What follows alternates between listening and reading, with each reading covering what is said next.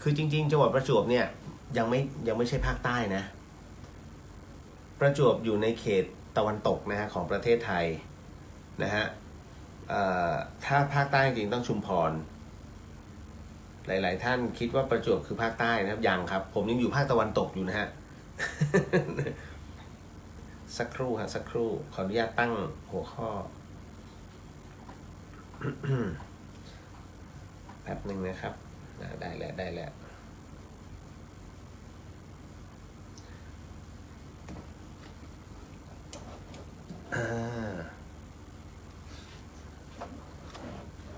อันนี้เล่นเลยปึ้งเอาละคราวนี้มา2 ช่องเหมือนเดิมครับผมมา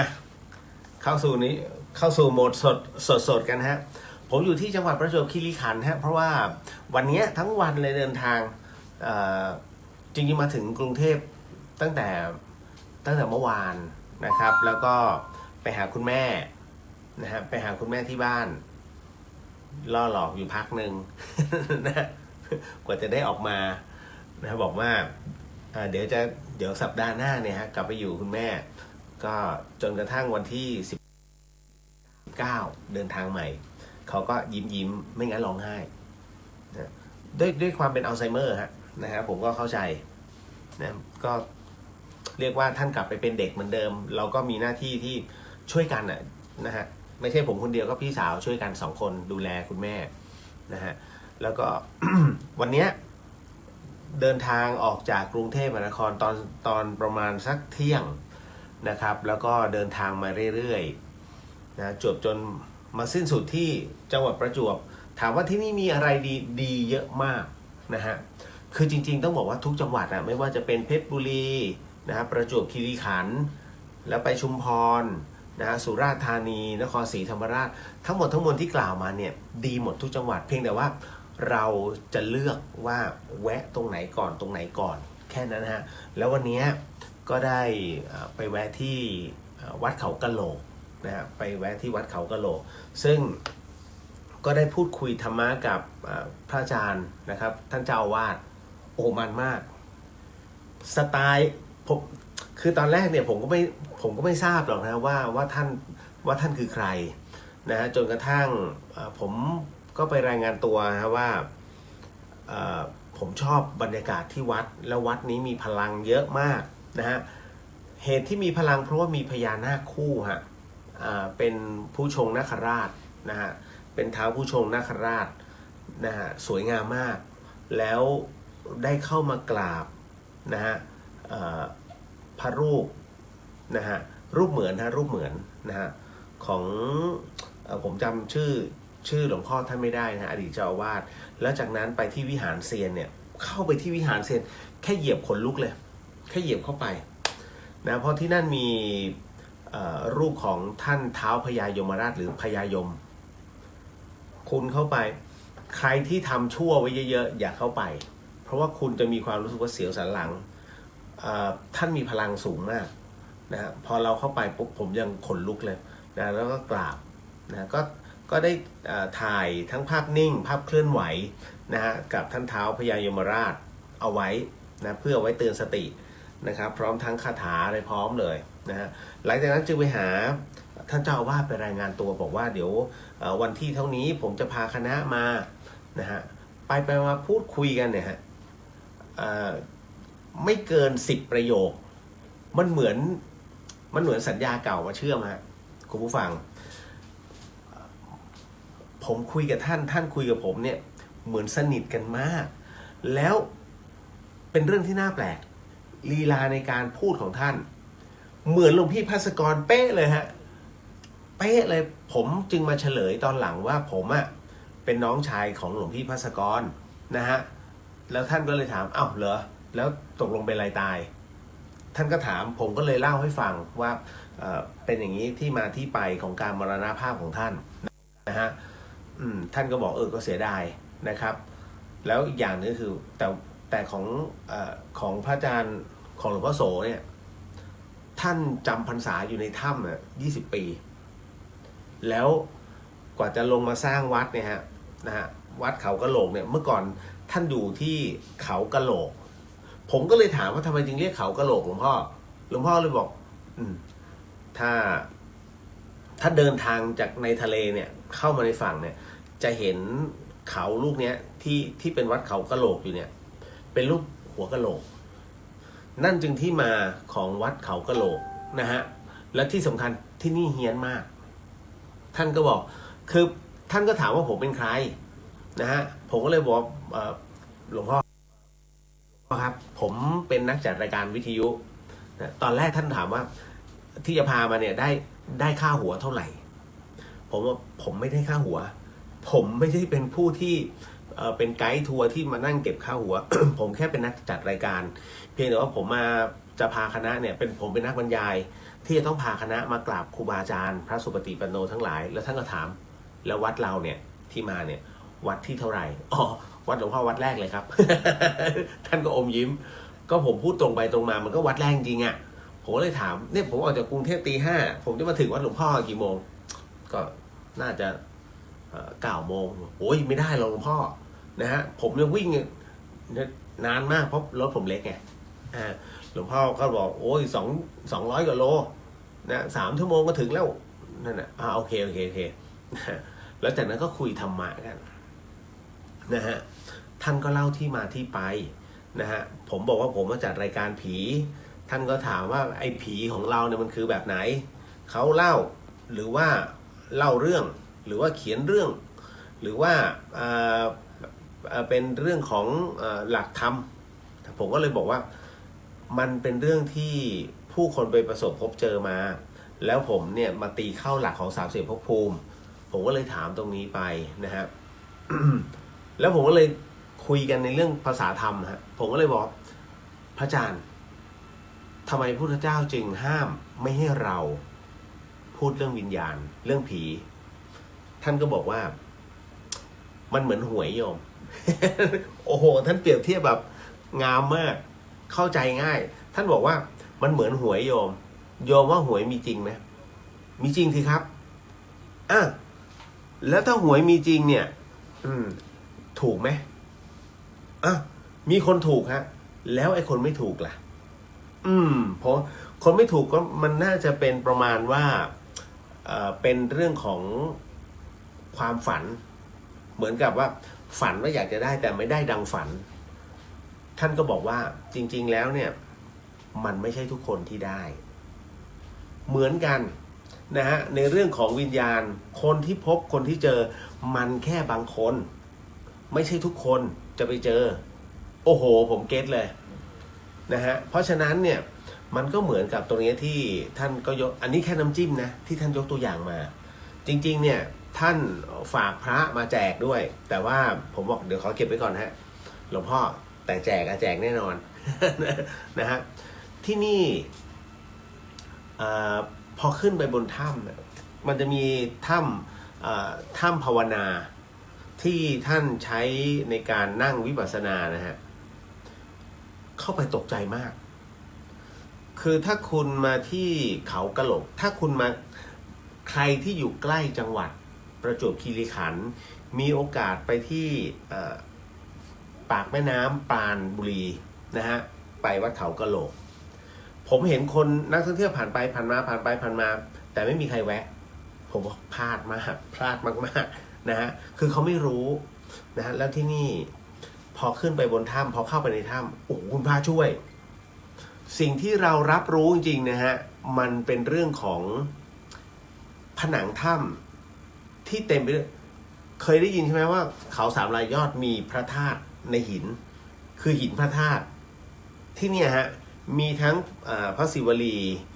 มีทั้งพระธาตุของพระอรหันตธาตุนะแต่ที่มันทำให้อึ้งคือมันมีขี้เหล็กไหลถ้ามีขี้เหล็กไหลแสดงว่าต้องมีเหล็กไหลแล้วมีทั้งถ้ำโอ้ยผมแบบพระพุทธเจ้า ผมไม่เคยเห็นถ้ำไหนที่มันมีขี้เหล็กไหลเต็มถ้ำแบบเนี้ยแล้วคุณโอ้โหแบบสุดยอดแล้วแบบเข้าไปปุ๊บนะฮะขนลุกจริงๆนะอยากจะโพสต์แต่ไม่กล้าโพสต์เพราะว่ามันมีประเภทนักล่า นักล่าเหล็กไหลนะฮะซึ่งเดี๋ยวจะไม่เป็นอันสุก อันอยู่สุกนะแต่ไฮไลท์จริงๆเนี่ยเป็นพญานาคคู่นะเป็นพญานาคเป็นผู้ชงนาคราชนะฮะท่านเท้าผู้ชงนาคราชนะซึ่งเรื่องราวต่างๆเนี่ยนะฮะเป็นเรื่องของความเชื่อส่วนบุคคลที่ในเรื่องของพญานาคแต่ที่นี่มันไม่ได้มีดีแค่ตรงนั้นมันมีเรื่องราวหนึ่งฮะคุณผู้ฟังที่นี่เป็นจุดเริ่มต้นนะฮะของธง1 ใน 4ของกฐินจำได้ไหมฮะจะมีธงอะไรบ้างมีธงเต่ามัจฉานะฮะตะขาบและจระเข้ที่นี่คือจุดเริ่มต้นของธงจระเข้ฮะนะฮะเป็นจุดเบื้องต้นแบบไหนอะไรยังไงเดี๋ยวผมจะเล่าให้ฟังนะฮะว่าที่มาที่ไปอะไรยังไงนะฮะณตรงนี้เลยนะครับก็หลังจากนั้นหลายๆท่านเห็นเรียกว่าพระอบที่ใส่พระบรมสารีริกธาตุแล้วใช่ไหมฮะวันนี้นั่นก็คืออีกหนึ่งองค์นะฮะพระบรมสารีริกธาตุที่บรรจุนะฮะพระบรมสารีริกธาตุนะฮะเป็นเมล็ดพันธุ์ผักกาดแบบจะบอกว่าเป็นแบบไหนเป็นแบบเพชรแล้วก็เป็นแบบทองสุกนะฮะผสมกันนะฮะแล้วก็มีโลหิตธาตุนิดๆหน่อยๆอยู่ในนั้นนะครับก็จะนำอันเนี้ยนะครับเดี๋ยวไว้ถ้ามีโอกาสว่าไม่เหนื่อยจนเกินไปจริงๆวันนี้เหนื่อยนะแต่ว่าอยากเล่า บอกพระอาจารย์ผมก็ล้างมา2 วันแล้ววันนี้ไม่อยากขอ1 วันฮะขอสดเลยแล้วกันจากประจวบคีรีขันธ์ก็เลยเดี๋ยวถ้ามีโอกาสนะครับผมจะอัญเชิญขึ้นมาตอนนี้อยู่ในรถแล้วก็ใส่เอาไว้อย่างดีนะฮะผนึกไว้อย่างดีก็กล่าวว่าเดี๋ยวจะเปิดกล่องมาแล้วให้เห็นนะฮะว่ารูปทรงประมาณไหนนะครับของคุณย่าสโหนเรามีนัดกันนะฮะก็ที่สุราษฎร์ธานี คุณย่าโทรมานะอย่าลืมนะ ผมกำหนดเวลาไม่ได้นะฮะเพราะว่าจะต้องแวะไปในที่ต่างๆเพื่อสำรวจเส้นทางว่าคือผมต้องวัดระยะทางว่ารถทัวร์ต้องมาถึงตรงเนี้ยได้แค่ไหนแล้วจากนั้นเนี่ยเข้าได้ไหมแค่ไปไหมต้นไม้สายไฟต้องดูให้รถทัวร์หมดเลยนั่นนะฮะเขาเรียกการเซอร์เวย์นี่แหละครับเป็นหน้าที่ผมนะฮะแล้วก็ไปนิมนต์ครูบาอาจารย์เอาไว้ก่อนนี่ฮะโดยอันนี้คือเบื้องต้นนะครับกับเรื่องราวต่างๆเนี่ยที่พบที่เจอเอาไว้เดี๋ยวขออนุญาตนะฮะ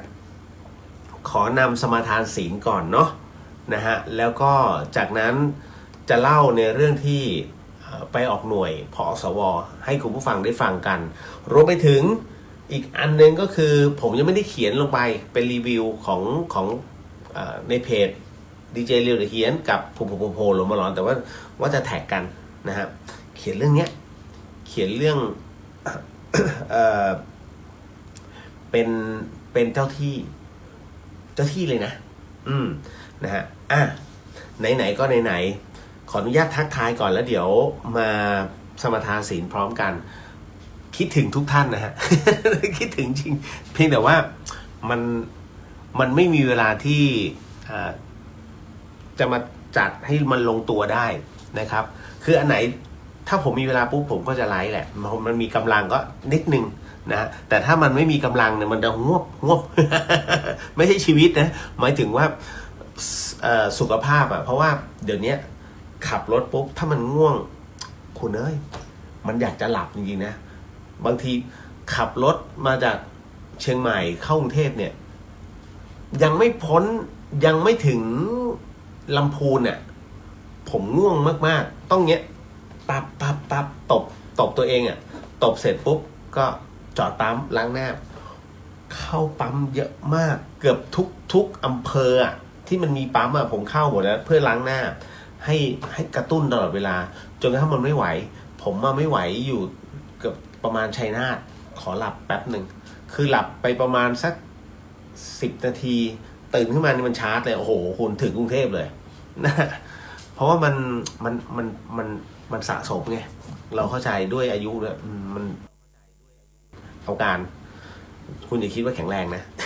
มันไม่ได้แข็งแรงนะฮะเขาต้องเข้าใจตัวเองนี่แหละฮะผมจึงเข้าใจแล้วว่าอ๋อทำไมเคยเก่งแต่ทำไมกำลังมันเริ่มถดถอยคิดความคิดไปแต่ในความเป็นจริงแล้วเรายังอยู่กับที่เหมือนจะวิ่งอ่ะจิตมันวิ่งไปแล้ว แต่ขาเพิ่งก้าว slow life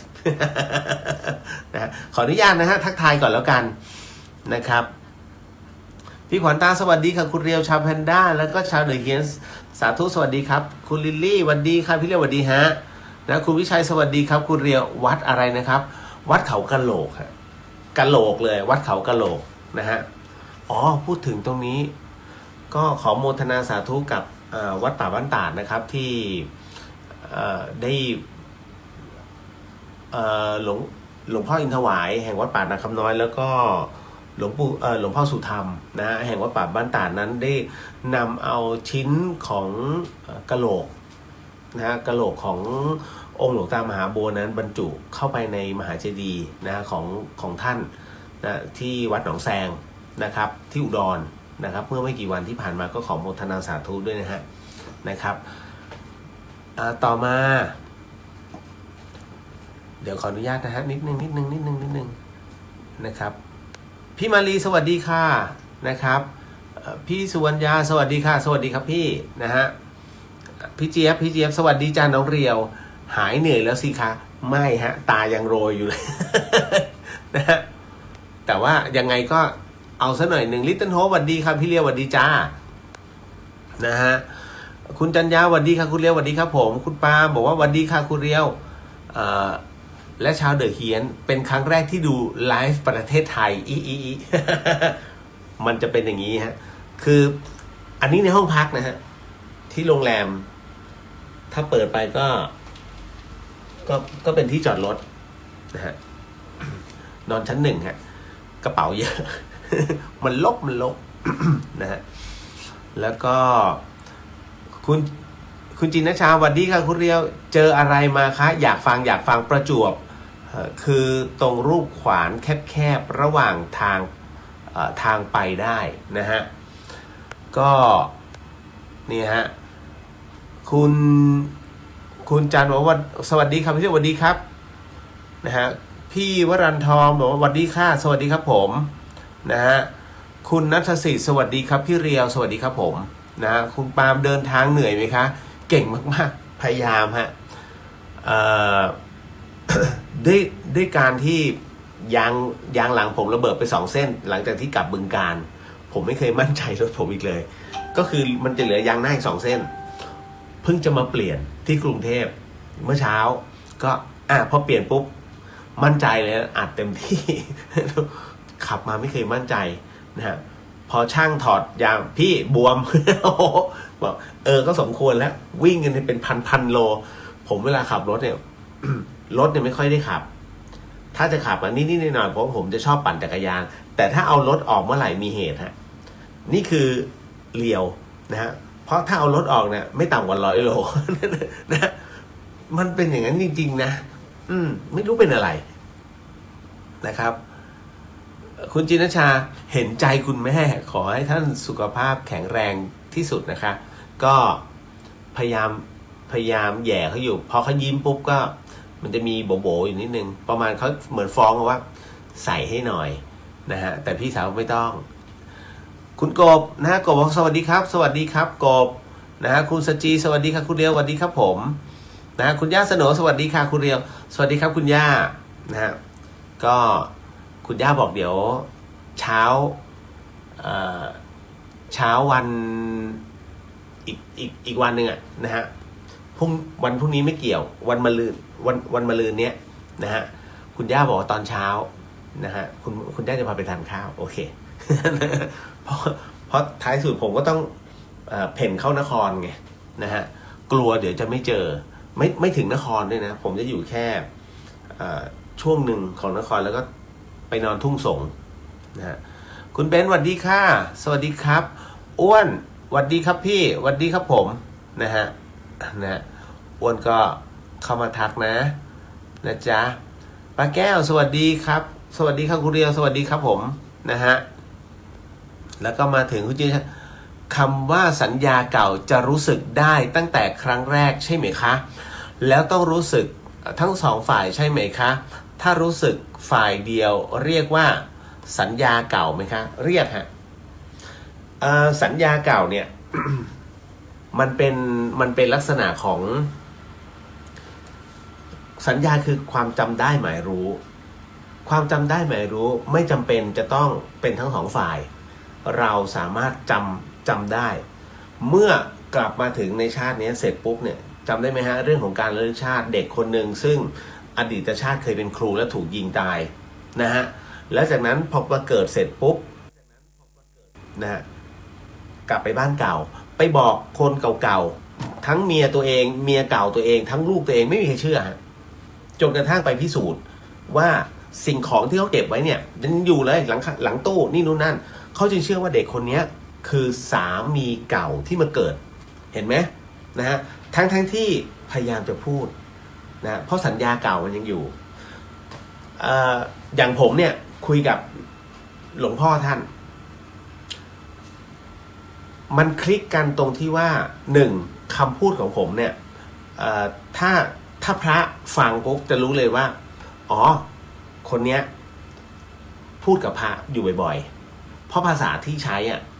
นะฮะมันจะไม่เหมือนกับที่เราพูดกับคนธรรมดามึงมาพาโวยังไม่ใช่นะฮะเราจะแม้ว่าเราจะใส่ลูกเล่นให้สนุกสนานแต่คำเนี่ยท่านจะรู้ทันทีว่าอ๋ออันเนี้ยอยู่กับพระประมาณนั้นนะฮะคือท่านจะรู้แล้วก็พอคุยทำปุ๊บเนี่ยมันเชื่อมกันง่ายแล้วก็คราวนี้จากคนที่ไม่เคยไว้นี่คือเจอครั้งแรกเลยฮะจากที่ท่านอยู่นอกรั้วตอนแรกแล้วค่อยๆเดินออกมาทีนี้ไม่ไว้ใจใครวะ แล้วช่วงโควิดด้วยไงนะฮะแล้วตรงที่ท่านอยู่มันค่อนข้างจะเปลี่ยวๆท่านก็สักพักก็เอามาคุยเสร็จปุ๊บพอคุยเสร็จปุ๊บเริ่มถูกเคาะมา เรียกเข้าไปตรงกุฏิผมเอาแค่นี้ก็ได้หลวงพ่อก็คุยกันท่านก็นั่งข้างบนผมก็ยืนข้างล่างนะฮะนั่งไปผมก็ยืนพนมมือท่านก็นั่งสนทนาไปผมก็คุยเรื่องธรรมแล้วมันคลิกกันเร็วมากจนประมาณใช้เวลาไม่ถึง15 นาทีถ้าภาษาแบบคนธรรมดาเรียกซีกัน ซีทันทีนะซียำปึกแต่ว่าอันนี้มันไม่ใช่ไงก็เราก็แค่รับรู้ว่าโอเคท่านอุตส่าห์เมตตาอธิบายแต่ว่าท่านอธิบายได้มันมากนะฮะแล้วเฮ้ยหลวงพ่อผมชอบเพราะสไตล์หลวงพ่อกับหลวงพี่ภัสกรเหมือนกันเป๊ะเลยนะฮะเราจะรู้ไงว่าคำแบบไหนที่หลวงพี่ท่านชอบใช้และหลวงพ่อใช้เหมือนกันนั่นแหละก็ดีสนุกท่านคือท่านกล้าแล้วก็ท่านเก๋าหลายๆเรื่องเลยในเรื่องของวิปัสสนาในเรื่องของกรรมฐานในเรื่องก็ท่านภาวนาอยู่ในถ้ำท่านพูดหมดทุกอย่างเลยนะก็เลยได้อะไรเยอะพอสมควรนะฮะคุณนาเดียสวัสดีเจ้าสวัสดีครับนะฮะคุณสุพนันท์ทักทายกับพี่เลียวสบายดีนะคะนะฮะจะกลับเชียงใหม่เมื่อไหร่กลับเชียงใหม่น่าจะประมาณวันที่8 มีนาเพราะว่าผมยังอันนี้กลับไปกรุงเทพประมาณสัก8-9 กุมภาแล้วจะอยู่กับคุณแม่นะฮะหลังจากนั้นมาฆบูชาจะเป็นวันที่16ถูกไหมฮะอันนี้ไม่เป็นไรออนไลน์ฮะก็จะคุยในเรื่องของวันมาฆบูชาความหมายแล้วก็ไม่ใช่ผมไม่ได้มาเทศนะฮะแต่ผมกำลังจะยกตัวอย่างอะไรอีกหลายๆเรื่องราวที่เกิดขึ้นนะฮะปาฏิหาริย์จากมาฆบูชานะฮะแล้วก็จากนั้นก็จะเข้าสู่พิธีอโหสิกรรมนะฮะแล้วก็หลังจากนั้นเสร็จปุ๊บวันที่19ออกเดินทางพาคณะบุญเนี่ยทั้งหลายในเดินทางลงใต้จากนั้น วันที่1นะ1-2-3ลงอีกรอบหนึ่งอันนี้มากับทางการอันนี้มาแบบเป็นอย่างเป็นทางการเลยฮะก็คือมาที่มาของกรมน.นะฮะมาอบรมนี่เห็นไหมพอเสร็จปุ๊บเขาผมหายใจ2 วันนะฮะกลับไป3-4-5 ค่อยขับรถขึ้นมาที่เชียงใหม่ นิดนึง มันชีวิตมันถูกแผนแบบนี้จริงๆนะผมก็ไม่รู้มันคือการเดินทางหลายๆคนเนี่ย อิจฉาในสิ่งที่ว่าเฮ้ยผมเดินทางทั่วประเทศมันเดินทางจริงนะแต่มันเหนื่อยถามว่าคุ้มไหมคุ้มนะกับการใช้ชีวิตนะครับ เพราะว่าเราเหมือนกับเป็นทัพหน้านะครับไปแต่ละที่แต่ต้องกล้าเจอครูบาอาจารย์นะฮะเอาละคุณป้าบอกว่าคุณเรียวเดินทางจากเชียงใหม่ไปกทมขับรถกี่ชั่วโมงรถทัวร์เนี่ย9 ชั่วโมงครึ่งถ้ารถไฟ13 ชั่วโมงแต่ถ้าผมขับ13 ชั่วโมงกว่า ค่อยๆไปเดี๋ยวจอดนู่นเดี๋ยวจอดตรงนี้นะฮะคือมันก็มีอะไรที่น่าซื้อผมจะไม่ชอบเมื่อก่อนเนี่ยตอนเป็นวัยรุ่นนะชอบขับรถตอนกลางคืนเพราะมันสนุกมันอัดมันเหยียบมันดีนะฮะเมื่อก่อนขับรถเร็วนะฮะแล้วก็มันมีอะไรที่พาให้เราชวนซิ่งเนี่ยแต่พอเริ่มนานวันเวลาผ่านไปเนี่ยมันทำให้เรารู้สึกกลางคืนไม่น่าขับแล้วอยากขับกลางวันแล้วก็ได้เห็นวิวทิวทัศน์อยากซื้ออะไรก็ซื้อเพราะแม่ค้าไม่ขายเขาเยอะไงนั่นแหละแต่เป็นเหตุปัจจัยนะฮะต่อมาคุณไกด์ลุงสวัสดีค่ะนะฮะหวานบอกว่ามาค้าบูชามีงานเหมือนเดิมใช่ไหมคะเป็นออนไลน์ฮะเป็นออนไลน์นะครับเพราะว่าเนื่องจากสถานการณ์โควิดยังไม่ดีขึ้นนะทำเป็นเล่นไปเชียงใหม่100 กว่าคน นะฮะแล้วก็คำสั่งของคณะสงฆ์ก็เลยใช้เป็นวิธีออนไลน์ไปนะครับกับพิธีโอโหสิกรรมนะฮะแต่ยังคงแจกของมีเหมือนเดิมนะป้าแก้วขากลับชะแวบแวะเมืองการบ้างนะครับ วัดสวยถ้ำเยอะไม่แพ้ที่ไหนเลยผมไม่อยากจะไปเดินอะไรนะตรงเขาช้างเผือกนะฮะแต่มันต้องจองนะ คุณสุพนันท์บอกโหนานจังตัวเองอยู่อังกฤษ จะโดนแล้ว นะคุณภวิกรบอกว่าสวัสดีค่ะคุณเลียวดูแลตัวเองด้วยนะคะเหนื่อยก็พักใช่ครับนะฮะเต็มที่เลยฮะคุณน้องบอกว่าสวัสดีค่ะคุณเลียวสวัสดีฮะนัทบอกว่าสวัสดีค่ะคุณเลียวสวัสดีครับผมคุณแสนสุขสวัสดีค่ะสวัสดีครับนะฮะคุณวิชัยสวัสดีครับคุณเลียวอ๋ออันนี้ไปแล้ววัดอะไรวัดเอาลืมเลยวัดหัวกะโหลกเอ้ยไม่ใช่วัดเขากะโหลกอุ้ยนะคุณบ้าบอกขอบคุณค่ะ13 ชั่วโมงไม่เป็นไรเดี๋ยวจะทำลายสถิติค่ะจะเอา24 ชั่วโมงเลยนะอันนั้นก็เยอะไปนะฮะอันนั้นปั่นจักรยานขออนุญาตนะฮะเดี๋ยวก่อนที่จะเล่าเรื่องราวเจ้าที่ให้ฟังนะฮะกับการไปสำรวจของมูลนิธิพสวเนี่ยขออนุญาตในเรื่องของการนำสมทานศีลก่อนเนาะนะฮะ นิดนึงนะฮะขอทำใจให้ว่างเวลารับสมทานศีลมันแค่สั้นๆนะคุณผู้ฟังนะแค่สั้นๆแต่บุญนั้นยิ่งใหญ่นะเมื่อผิดไปข้อหนึ่งเมื่อไหร่เราสามารถต่อข้อศีลได้นะฮะถ้าไม่หนักจนเกินไปอะไรล่ะที่หนักฆ่าคนเนี่ยนะการฆ่าเนี่ยปานาเนี่ยมันหนักนะฮะเพราะฉะนั้นถือข้อศีลยังไงตัวกรรมมันยังยิ่งใหญ่อยู่นะฮะพร้อมเนาะสาธุสาธุสาธุนะครับ เริ่มนะฮะพุทโธธัมโมสังโฆศีลข้อ 1ไม่ฆ่าสัตว์ศีลข้อ 2ไม่ลักทรัพย์ศีลข้อ 3ไม่ประพฤติผิดในกามศีลข้อ 4ไม่พูดเท็จศีลข้อ 5ไม่ดื่มสุราและของมึนเมาบัดนี้ข้าพเจ้าตั้งใจรักษาศีลแล้วบัดนี้ข้าพเจ้าคือผู้มีศีลข้าพเจ้าผู้มีศีลละอายต่อการทำความชั่ว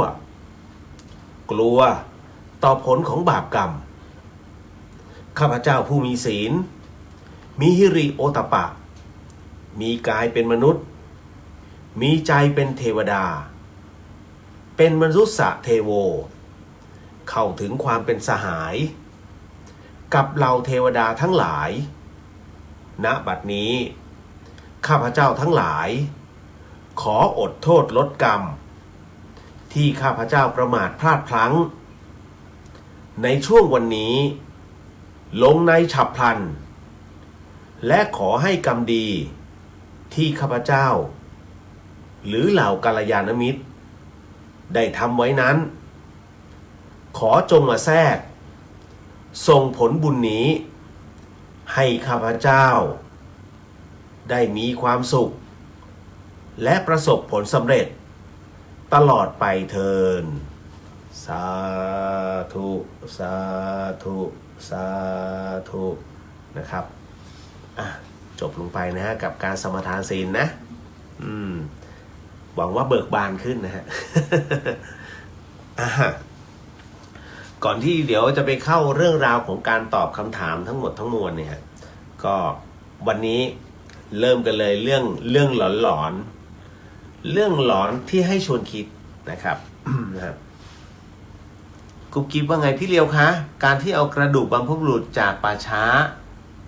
อะไรดีไหมคะพอดีเพื่อนหนูบอกว่าไม่ดี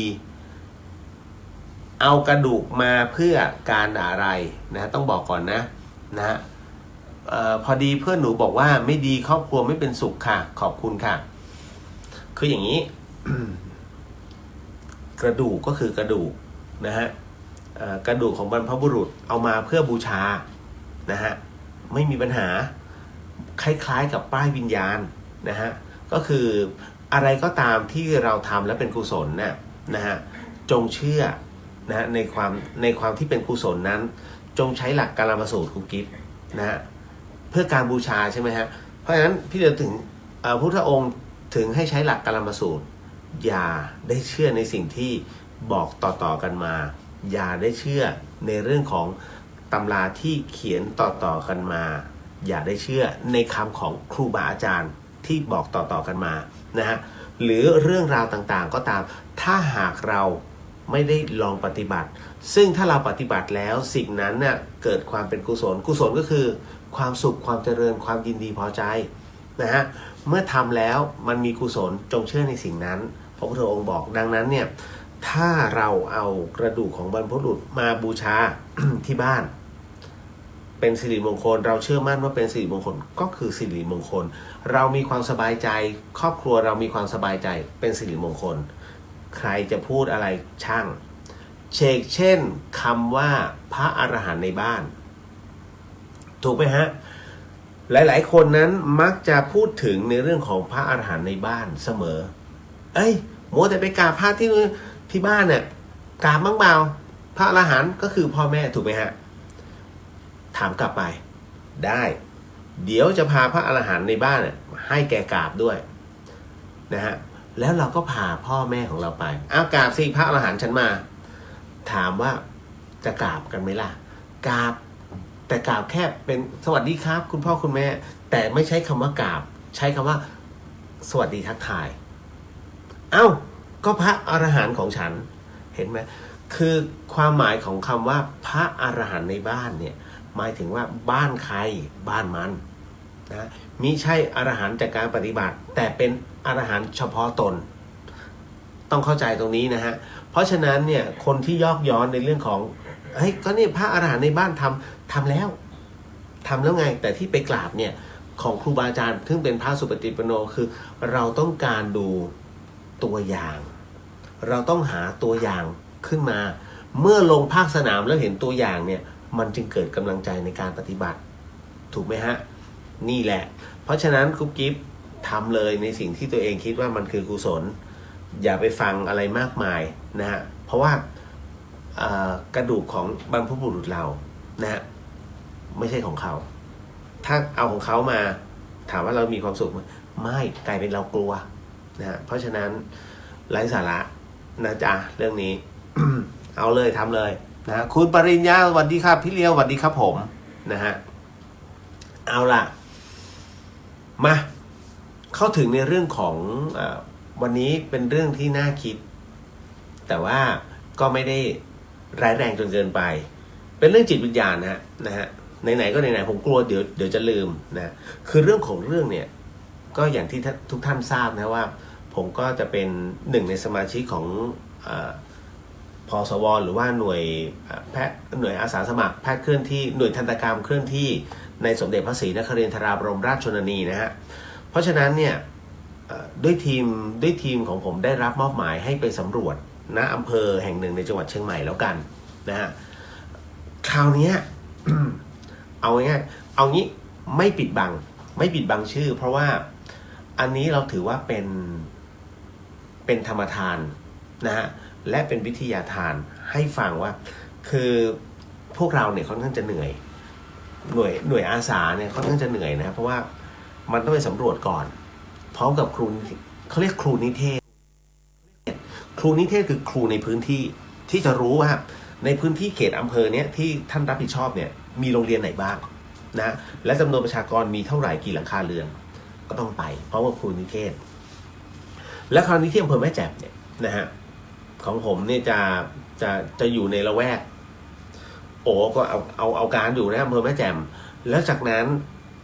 บังเอิญว่าหนึ่งในทีมของผมนะฮะแกก็เป็นผู้ที่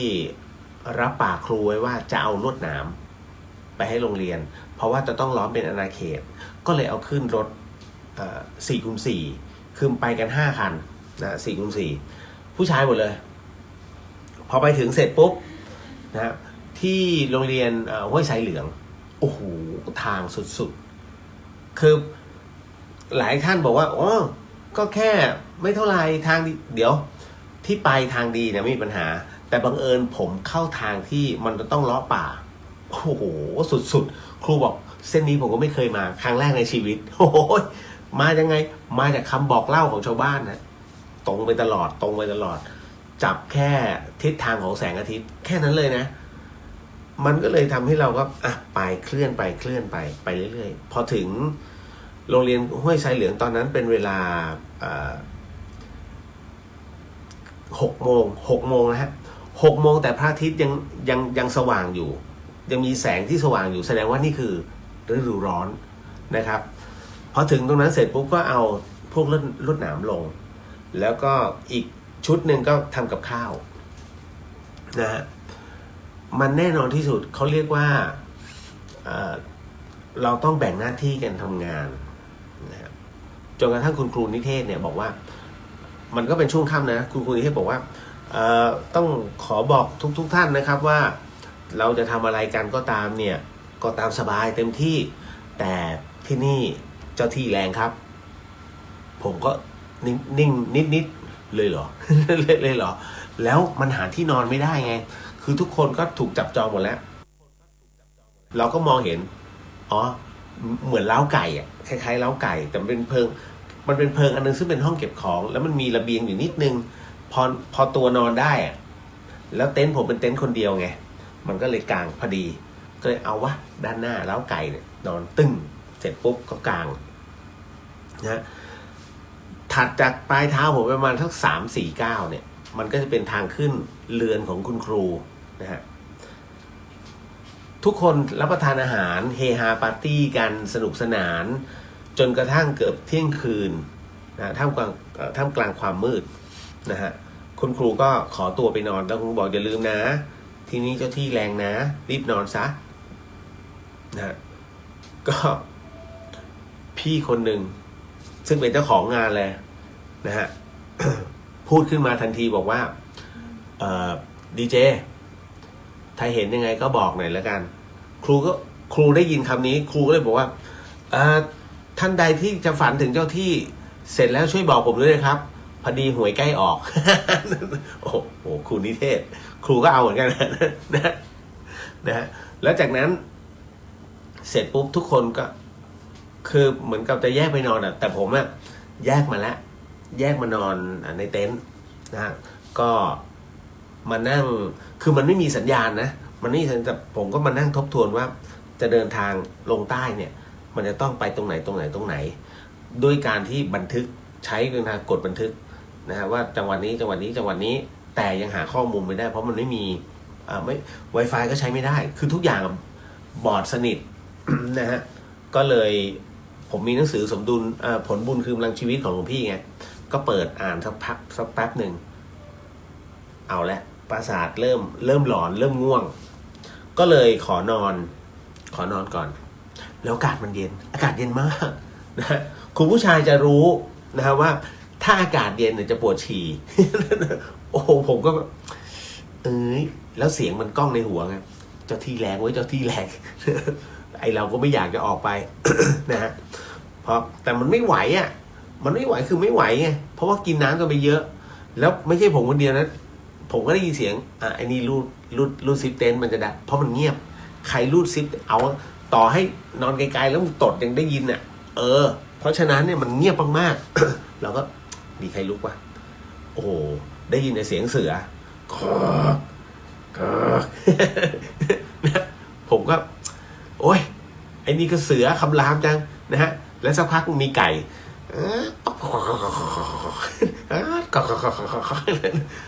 เสือกับไก่ก็ชนกันแล้วผมก็นอนอยู่กลางโอ้นอนไม่หลับเลยเอาไงดีวะไม่ไหวแล้วปวดฉี่ก็เลยลุกนะฮะลูดเต็นท์ขึ้นมาแล้วก็ออกมานะฮะก็ทำธุระอะไรส่วนตัวเรียบร้อยแล้วกำลังจะเดินกลับเข้าเต็นท์นะฮะ ผมก็แปลกๆนะฮะคือมันมีบางอย่างผิดปกติคือมันมีบางอย่างเกินมาระหว่างรอยต่อของโรงอาหารกับเรือนของครูมันมีบางอย่างแปลกๆแต่ผมก็ไม่สังเกตหรอกก็ลงเข้าไปนอนนะฮะนอนไม่เท่าไหร่ราวๆสักประมาณตี 2กว่าปวดอีกแล้วปวดฉี่คราวนี้ก็ได้ยินน้องก่ำลูดเต็นท์โอเคเดี๋ยวรอก่ำเสร็จกันพอเสร็จปุ๊บก่ำก็เข้ากลับเข้าเต็นท์พอได้ยินเต็นท์ลูดเข้าลูดออกไงนะฮะก็จะรู้แล้วว่าใครนอนตรงไหนเพราะเราจะเก็บข้อมูลเสร็จปุ๊บผมก็ลุกมั้งพอลุกเสร็จปุ๊บทำธุระเสร็จปุ๊บหันกลับมากำลังจะเดินมาเต็นท์อุ้ย แบบอุ้ยแล้วก็ผมไม่ได้ใส่แว่นไงพอไม่ได้ใส่แว่นเนี่ยมันจะทุกอย่างมันจะเลือนลางมากผมก็แม่อุ้ยมายืนไหม แม่อุ้ยมายืนทำไมนะผมมันหนาวเดี๋ยวแต่ผมนอนก่อนแหละผมไม่ไหว เข้านอนไอตอนที่ขณะที่นอนเนี่ยผมมันรู้แล้ว รู้แล้วกูโดนแล้ว นะแต่มันง่วงไงนะฮะก็เลยนอนนะฮะมันก็ปวดอีกเพราะอากาศมันเย็นน่ะแต่เราโดนไปแล้วไงรอบที่แล้วมันก็เลยโอ้โหแบบนอนบิดไปบิดมาบิดไปบิดมานะฮะไม่ไหวก็เลยเอาวะเป็นไงก็เลยอีกรอบนึงแต่ครั้งนี้พอลูกมาไม่มีอะไรแล้วก็กลับเข้าไปเสร็จปุ๊บนะฮะก็เลยเดี๋ยวนะครับขออนุญาตนะฮะ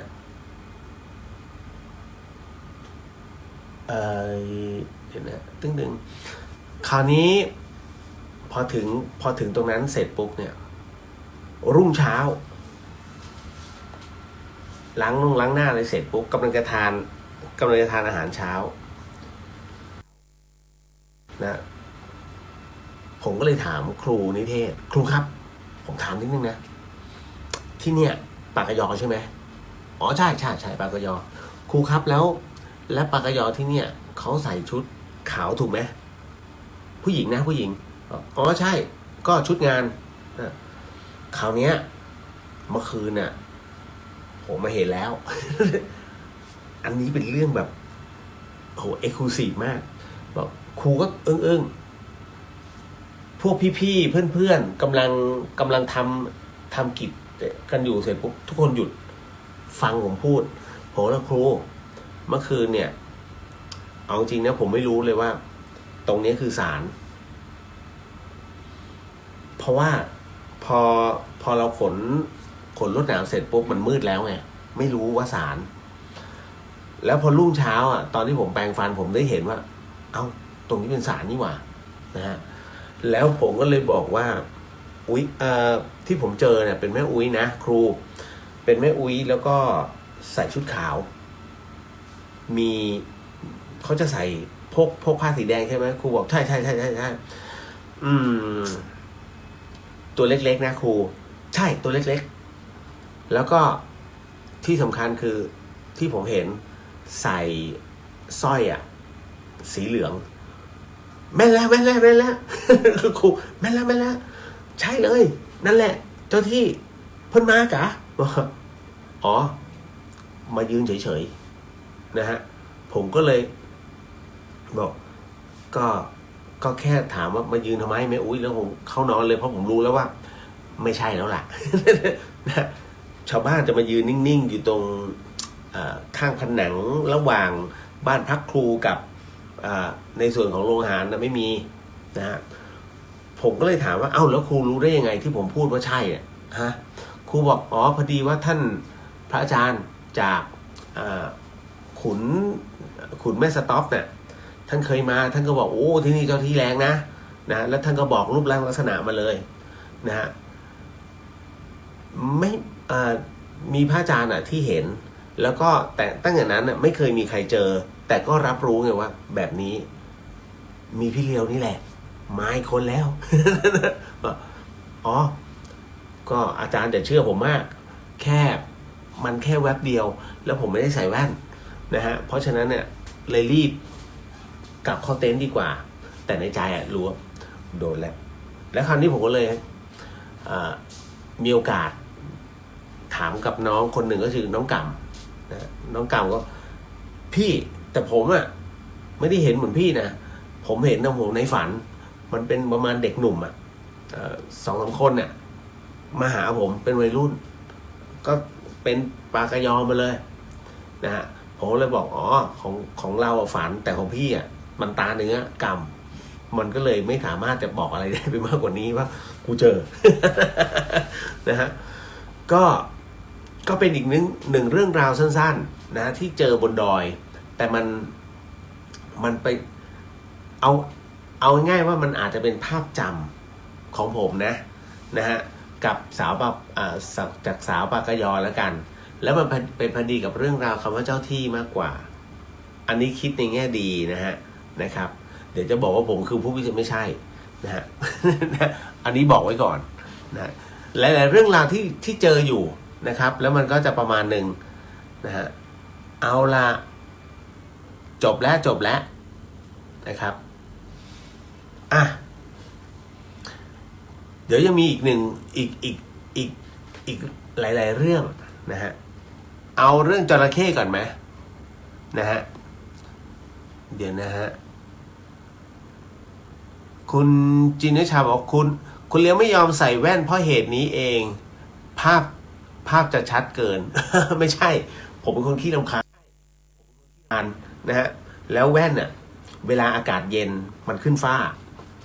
ต้องมานั่งเช็ดไว้ถอดไว้ในรถเลยนะฮะมันจะประมาณนั้นแล้วอย่างนึงคือว่าตัดอะไรหลายอย่างก็คือคนกวักมือเรียกคนทักทาย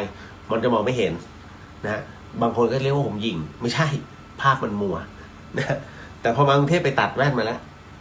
ตัดใหม่อีกอันนึงผมมีเท่าไหร่ก็หายผมจริงๆนะฮะ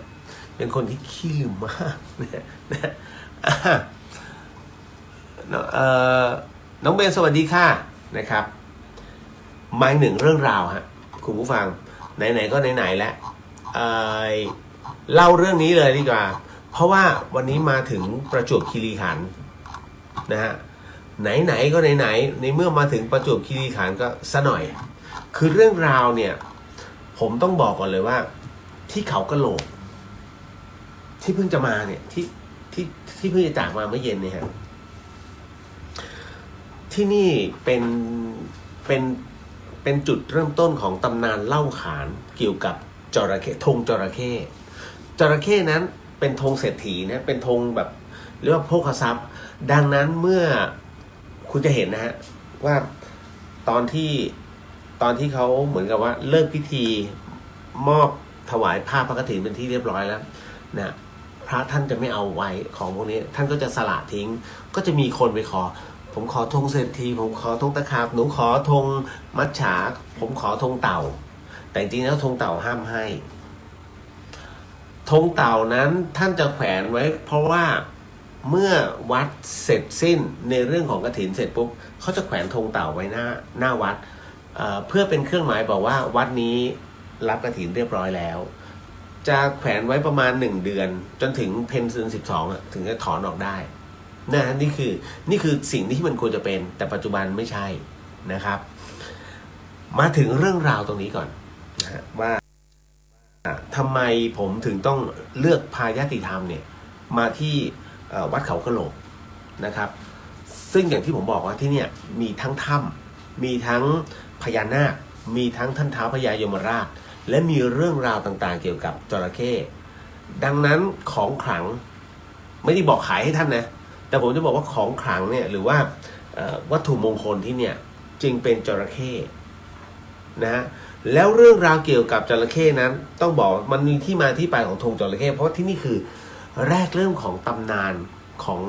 วัดเขากะโหลกครับเพราะว่าในสมัยโบราณเนี่ยซึ่งเราเชื่อกันว่านะคือใช้คำว่าเขาเชื่ออย่าใช้คำว่าเราเชื่อเมื่อครั้งโบราณมาแล้วเรื่องเล่านะฮะฟังหูไว้หูแล้วใช้วิจารณญาณเอาใช้หลักกรรมสูตรนะฮะที่วัดเขากะโหลกแห่งเนี้ยถือว่าเป็นดินแดนแห่งหนึ่งแล้วกันนะซึ่งหลายๆคนนั้นอยากจะมาเป็นเจ้าภาพกฐินแต่ที่เนี่ยฮะมีมหาเศรษฐีคนหนึ่งที่มีฐานะร่ำรวยมากครับคุณผู้ฟังเป็นมหาเศรษฐีซึ่งมีฐานะร่ำรวยแต่เศรษฐีคนนี้ขี้เหนียวไม่ชอบทำบุญไม่ชอบเลยฮะเรื่องการทำบุญทำทานพอบอกจะทำบุญปุ๊บแกหนีเลยนะเพราะแกไม่ได้พึ่งพระพุทธศาสนาแกเป็นคนที่ค้าขายนะดังนั้นเนี่ยเมื่อได้มาแต่ไม่รู้จักให้มันจะมีหมดจนกระทั่งเมื่อมันมีทองเข้ามาเท่าไหร่เนี่ยแกก็เอาไปฝังดินเอาไว้พอเขาเรียกใช้ฝังในไหคนสมัยก่อนชอบไหปลาร้าไอ้ปากเล็กๆข้างตรงกลางบานๆนั่นแหละเขายัดลงไปนะทั้งหลายทั้งปวงนั้นนะก็เอาฝังไว้ในฝังไว้หน้าบ้านวันหนึ่งฮะปรากฏว่าเศรษฐีพวกนี้ตายไปจากโลกนี้เลยแล้วกลับชาติมาเกิดอีกครั้งหนึ่งเป็นอะไรเป็นจระเข้ทำไมจึงเป็นเช่นนั้นล่ะนะฮะก็เพราะว่าบุญไม่ทำนะฮะแล้วก็รับกรรมที่เคยก่อไว้กับหลายๆคนจึงเกิดมาเป็นเดรัจฉานนั่นคือจระเข้ฮะเศรษฐีผู้นี้พอตายไปแล้วเนี่ยพอเกิดมาเป็นจระเข้เขายังคงมีสัญญาความจำได้หมายรู้หรือว่าการระลึกนั่นเองฮะสัญญาเก่าของจระเข้เนี้ยระลึกถึงได้ว่าตนนั้นครั้งหนึ่งก็เคยฝังเอาสมบัติตนนั้นฝังเอาไว้นะเป็นทรัพย์สินเงินทองเนี่ยเอาไว้ที่หน้าบ้านนะก็ยังคงวนเวียนยึดติดกับทรัพย์นั่นเองเห็นไหมนี่คือสิ่งที่มันมีการเขาเรียกความยึดติดยังห่วงในสิ่งที่มันเป็นสมบัตินอกกายแต่สมบัติภายในไม่เคยนึกถึงก็คือตัวจิตดังนั้นเนี่ยพอคงวนเวียนมาเรื่อยๆมันเฝ้าสมบัติอยู่ไม่ห่างอยู่ตรงท่าน้ำหน้าบ้านนั่นแหละนะฮะต่อมาปรากฏว่ามันมีบางอย่างฮะดลใจยังไงไม่ทราบนะไปเข้าฝันลูกชายฮะนะตรงนี้พ่อเศรษฐีมีลูกไงนะเศรษฐีจึงไปเข้าฝันนะลูกชายไปบอกว่าให้เอาสมบัติเหล่านี้ไปทอดกฐินซะนะสร้างเป็นกุศลอันยิ่งใหญ่แก่พระพุทธศาสนานะแล้วเศรษฐีเนี่ยเหมือนกับว่าจะได้พ้นเคราะห์พ้นกรรมลูกชายนั้นก็ทำตามความฝันฮะพอตื่นขึ้นมาเสร็จปุ๊บจึงทำการขุดในตำแหน่งที่พ่อบอกให้ขุดพอขุดเสร็จปุ๊บเจอจริงๆฮะคุณผู้ฟังเจอทรัพย์สมบัติที่พ่อฝังไว้เนี่ยเป็นไหอยู่หน้าบ้านก็เลยเอาตรงนี้ฮะนะฮะคือด้วยระยะเวลาที่ต้องบอกว่าในการขุดแล้วก็ได้รับตรงนี้นำทั้งหมดจากที่พ่อสั่งเสียไว้ไปทอดกฐินโดยอะไรฮะโดยการที่รู้ไงว่าผู้ที่มาเข้าฝันเนี่ยคือพ่อและพ่อบอกว่าตอนนี้เกิดเป็นจระเข้ดังนั้นจึงต้อง แห่ไปทางลำน้ำนะฮะจึงลูกชายเศรษฐีจึงตั้งขบวนเรือนะฮะแล้วก็แห่ต้นกฐินไปเลยฮะตามลำน้ำเพื่อจะมาที่วัดแห่งนี้ก็คือวัดเขากะโหลกนั่นแหละแต่คราวนี้ปรากฏว่าจระเข้ผู้เป็นพ่อนั้นก็ว่ายน้ำตามมาด้วยได้อานิสงส์ก็เลยว่ายตามมาด้วยแต่ด้วยระยะทางที่มันไกลเพราะลูกพายมาไกลมากถ้าใครมาตรงเขา300 ยอดคุณจะเห็นโอ้กว่าจะมาถึงเขากะโหลกได้มันกินเวลานานมากนะฮะเพราะฉะนั้นเนี่ยจระเข้ก็เลยอ่อนแรงนะฮะจระเข้ก็เลยอ่อนแรงแล้วก็ประมาณว่าเอ่ยปากนะเอ่ยปากโอ้ไม่ไหวแล้วพ่อไปต่อไม่ไหวแล้วนะฮะลูกชายเห็นดังนั้นเห็นจระเข้มีท่าทางอันเหนื่อยล้าก็เลยเอ่ยปากว่ายกลับไปก่อนเถอะนะไม่เป็นไรเดี๋ยวจะหาตัวแทนให้จึงไปเอาผ้ามา1 ผืนแล้วก็วาดเป็นรูปจระเข้แล้วก็ติดที่หัวไม้ไผ่เป็นธงทันทีจึงกลายเป็นที่มาของธงจระเข้ปรากฏว่านี่คือเป็นสัญลักษณ์นะก็คือเป็นสัญลักษณ์ของการนำเอาสมบัตินั้นไปทอดกฐิน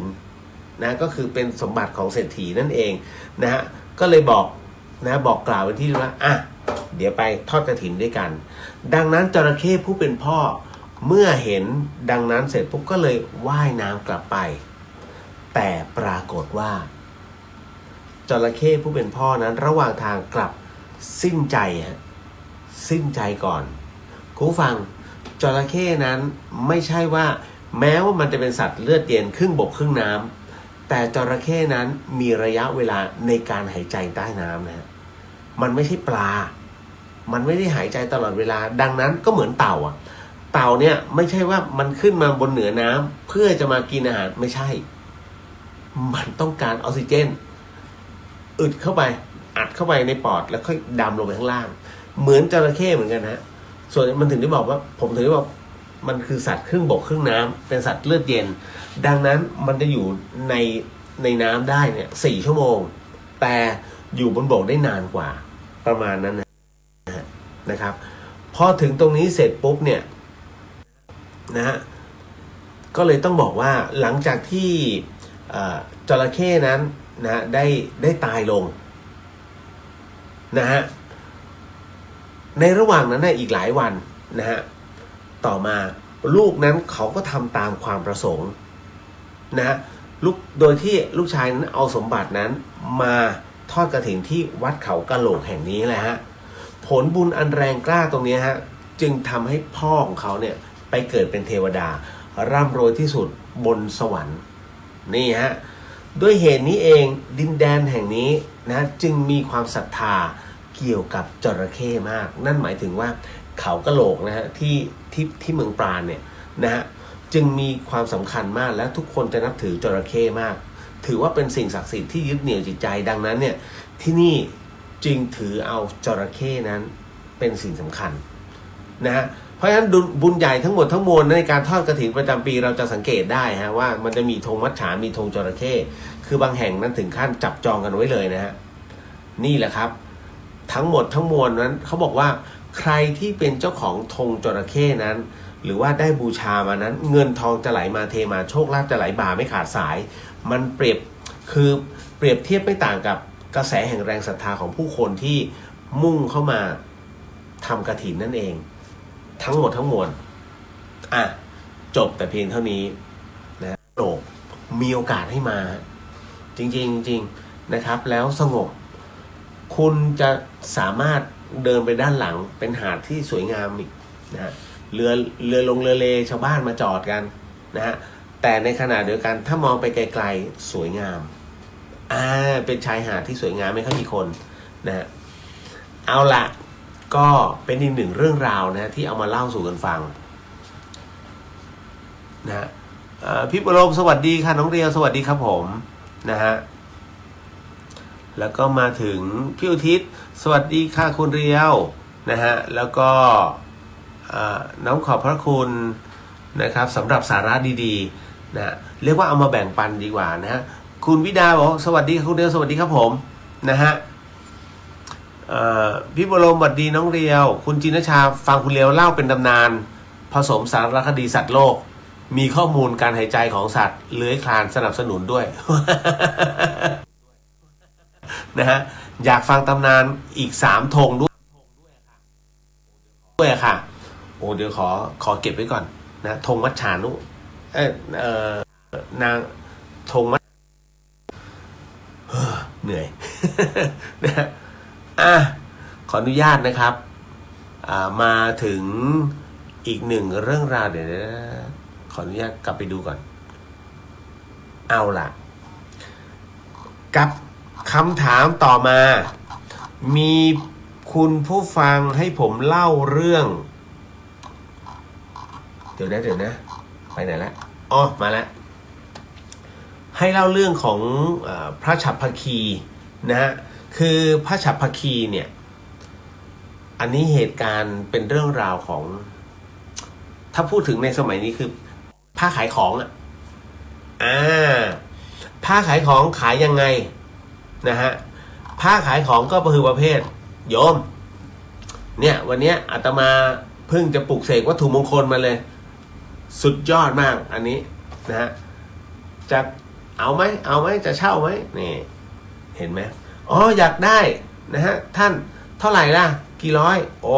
50,000ไอ้ยา นะฮะปูนปัตเตอร์ธรรมดาลงสีเคลือบเล็กน้อยลงเลกเกอร์เคลือบตึ้ง50,000โอ้โหเสียถูกหลอกแล้วนะ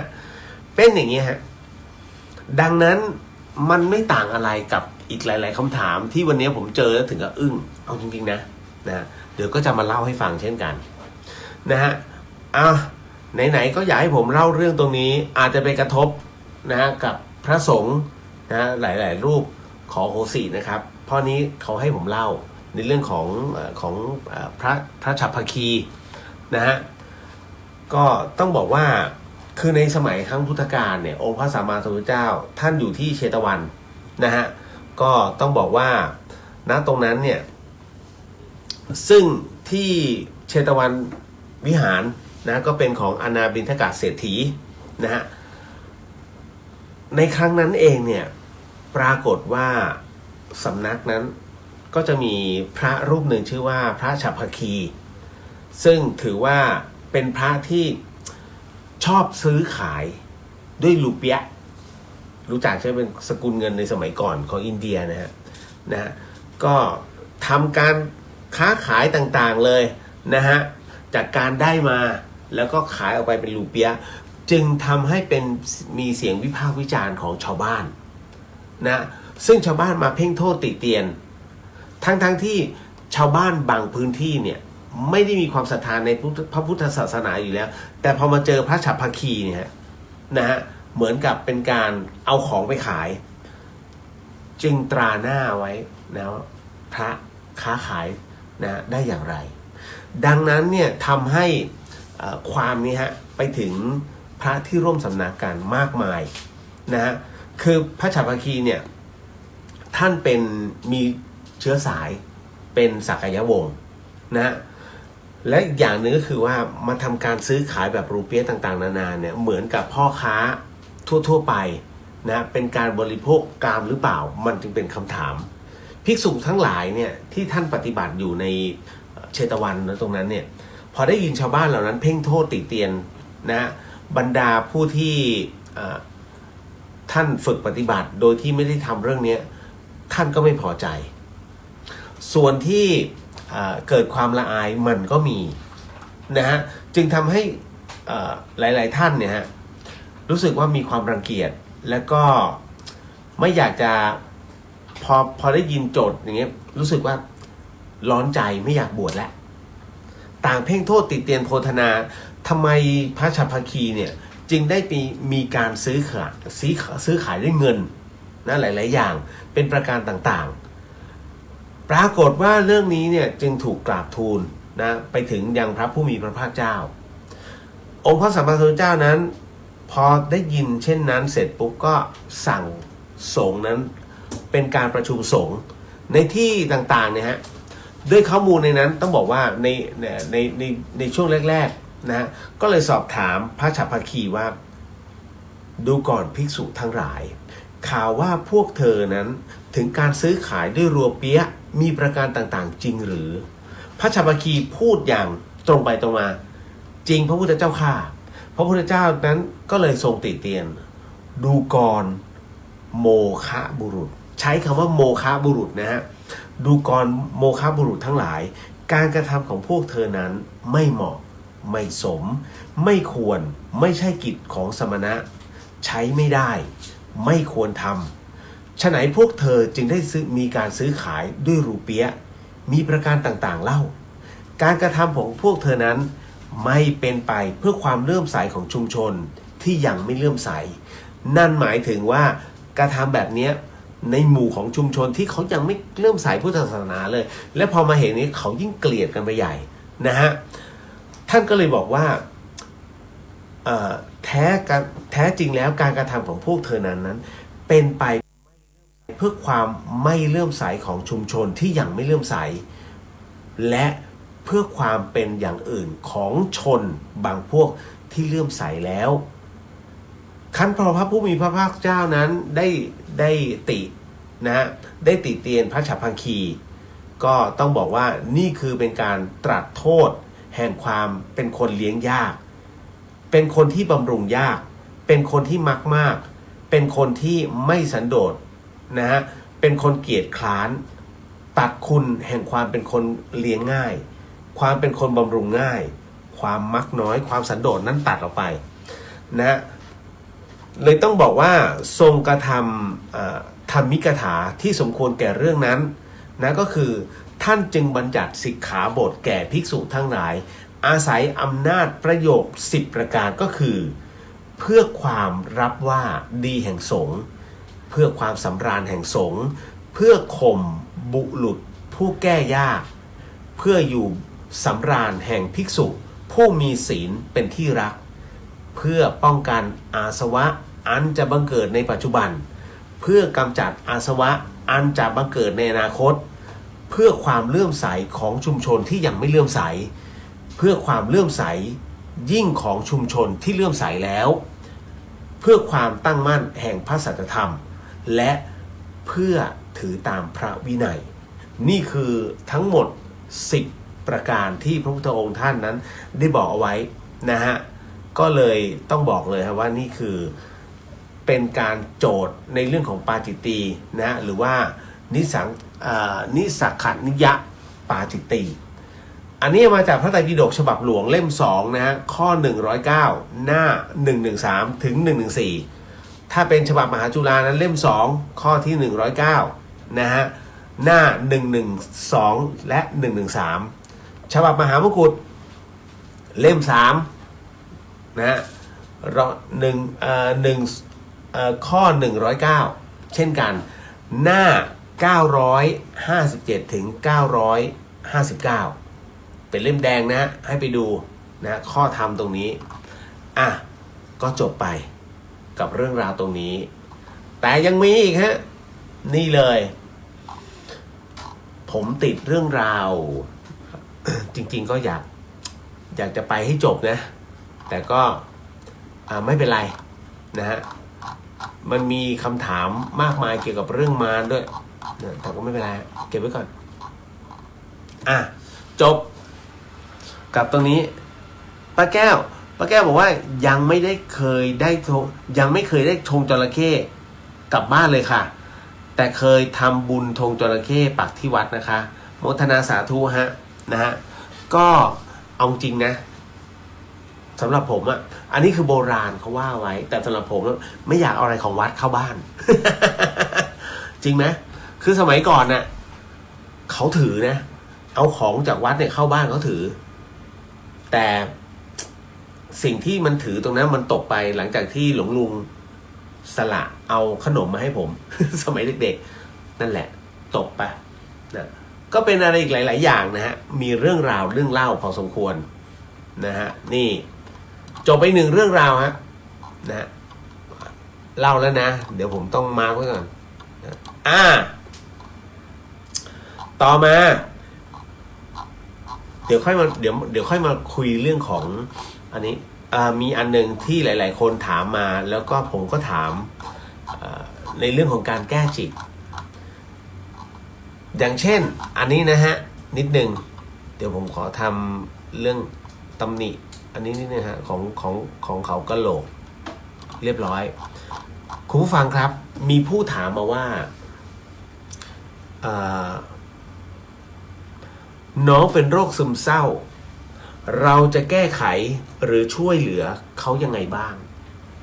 นะฮะน้องเป็นโรคซึมเศร้าค่ะนะฮะ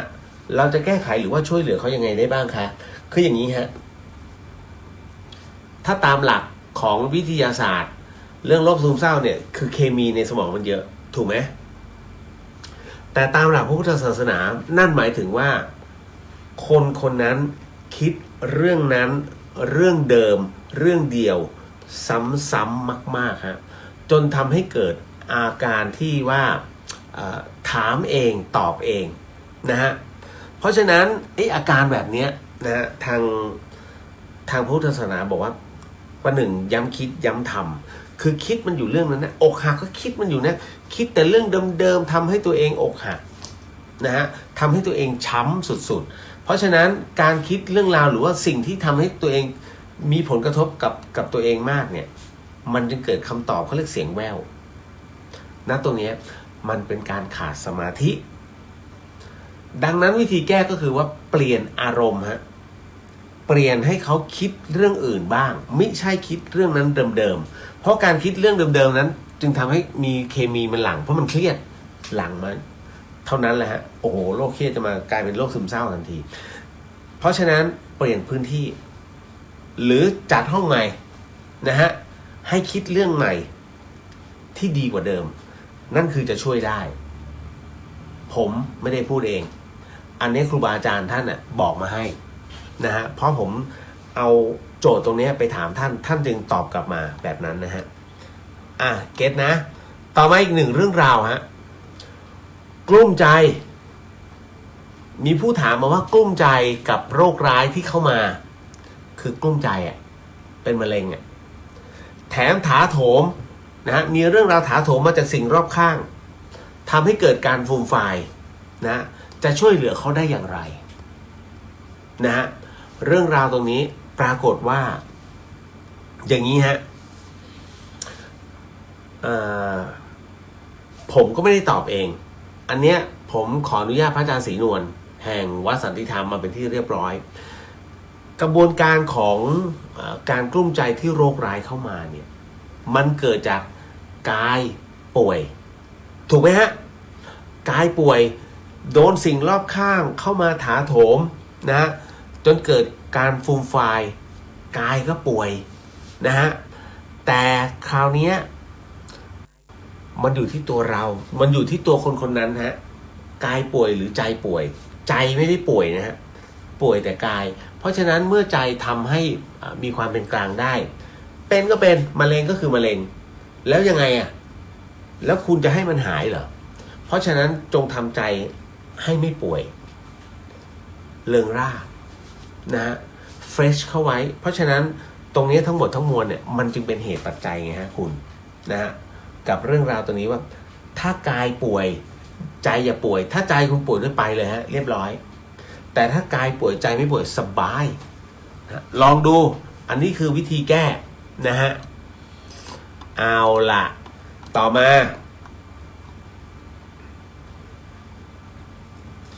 พี่เลียวคะเขาปฏิบัติธรรมเพื่ออะไรคะโอ้โหอันนี้เด็ดมากนะฮะอันนี้ถามจริงๆนะคะเพราะหนูเห็นเพื่อนไปปฏิบัติธรรมมาทุกอย่างมันก็ยังเหมือนเดิมทั้งดุทั้งด่าทั้งว่าทั้งนินทาไม่เปลี่ยนแปลงเลยค่ะตายมาครบเซต นะแต่ก็ขยันไปตลอดนะฮะผมบอกหลายครั้งเรื่องนี้แหละ เรื่องที่คนไปปฏิบัติธรรมแล้วกลับมายังเหมือนเดิมนะเขาเรียกว่าตอนคิดแต่ฉลาดปฏิบัติเสร็จโง่กล้าพูดจริงๆเพราะว่าผมเองก็ไม่ได้พูดคนเดียวแต่ครูบาอาจารย์อีกหลายรูปเรื่องนี้สำคัญนะ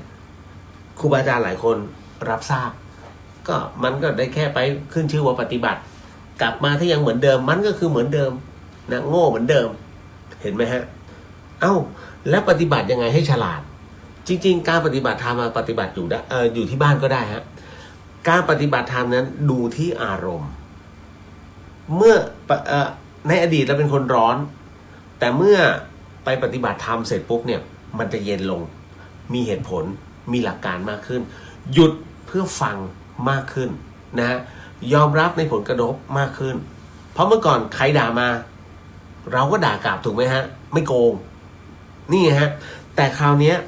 พอเขาด่ามาเสร็จปุ๊บเราไม่ได้โต้ตอบให้มันละลายหายไปทำไมจึงเป็นเช่นนั้นเพราะธรรมนั้นสั่งให้จิตพิจารณาอ๋อโต้ตอบไปก็หาสาระไม่เจอไม่รู้จะโต้ตอบไปทำไมคนอื่นจะเข้าใจเราผิดนี่นั่นก็ปล่อยมันนะฮะเราเข้าใจในตัวเราพอจบเลยฮะนั่นคือสิ่งที่ท่านบอกเอาไว้นะฮะเพราะฉะนั้นการไปปฏิบัติธรรมเนี่ยนะดูที่ภาวะอารมณ์เพราะบางคนไปเนี่ยไม่ได้หวังแค่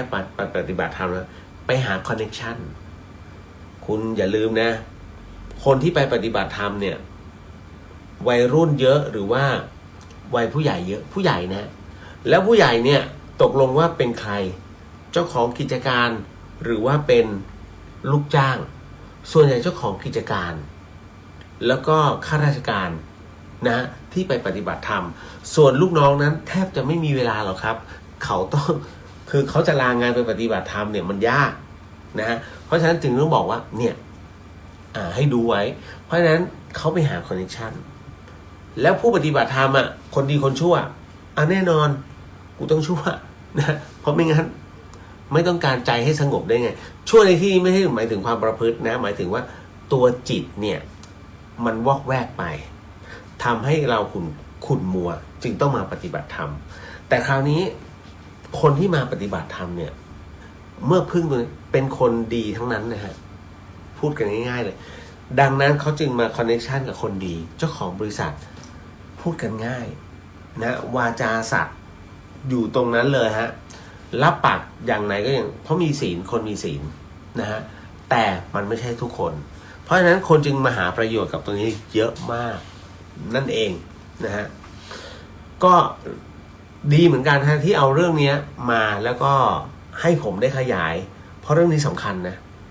หลายคนตกเป็นเหยื่อในเรื่องของผู้ที่เข้ามาหากินในพระพุทธศาสนาเพราะล่าสุดนี้ที่ถ้าจำไม่ผิดไม่กาฬสินธุ์ก็สุรินทร์หรืออุดรที่ไหนฮะที่มีผู้ชายเข้ามาตีเนียนว่าเป็นหนึ่งในคณะกรรมการแล้วก็เอาเงินไปนะฮะอันนี้ถือว่าโอ้โหเลวร้ายมากเพราะคนมาหากินเนี่ยเริ่มเยอะแหละกับพระพุทธศาสนาดังนั้นไม่ว่าจะเป็นใครก็แล้วแต่หากประพฤติไม่ดีแม้กระทั่งสงฆ์พระพุทธเจ้าจึงเรียกว่าโมฆะบุรุษนี่ฮะตามเหตุปัจจัยนะจบแล้วนะอันนี้นะครับผู้ปฏิบัติธรรมนะจ๊ะหากบนบานศาลกล่าวว่าจะบวชให้ทุกปีหมายถึงบวชแล้วศึกแบบนี้สามารถทำได้ไหมคุณไหมฮะท่านใดที่ถามผมจะบอกว่าถ้าบวชแล้วศึกทุกปีคุณจะโดนข้อครหาเพราะอะไรรู้ไหมเพราะว่าคนเวลาบวชเนี่ยครับเขาจะต้องมีผ่านพุ่มนะฮะดอกไม้ธูปเทียนเพื่อขอขมาลาโทษบางคนอนุโมทนานะลูกนะใส่ซองให้นี่นั่นแต่อันนี้มันบวชแค่ไม่กี่วันแล้วมันสึกแล้วบวชทุกปีบวชแก้บนผมก็เลยแนะนำไปว่าถ้าบวชอย่างเงี้ยอย่าบวชไม่ได้ประโยชน์คนจะคอรหาเพราะว่าเหมือนกับบวชเพื่ออะไรเอาซองเหรอเคยได้ยินคำนี้นะฮะดังนั้นในเรื่องของการบวชเนี่ยฮะถ้าจะต้องบวชทุกปีบวชตลอดชีวิตไปเลยจริงๆนะฮะมันง่ายกว่าด้วยนะไม่งั้นจะโดนคอรหาและพุทธศาสนาจะเสื่อมลงอีกคราวนี้คุณจะโดนอะไรหลายเขาเรียกหลายทบนะฮะ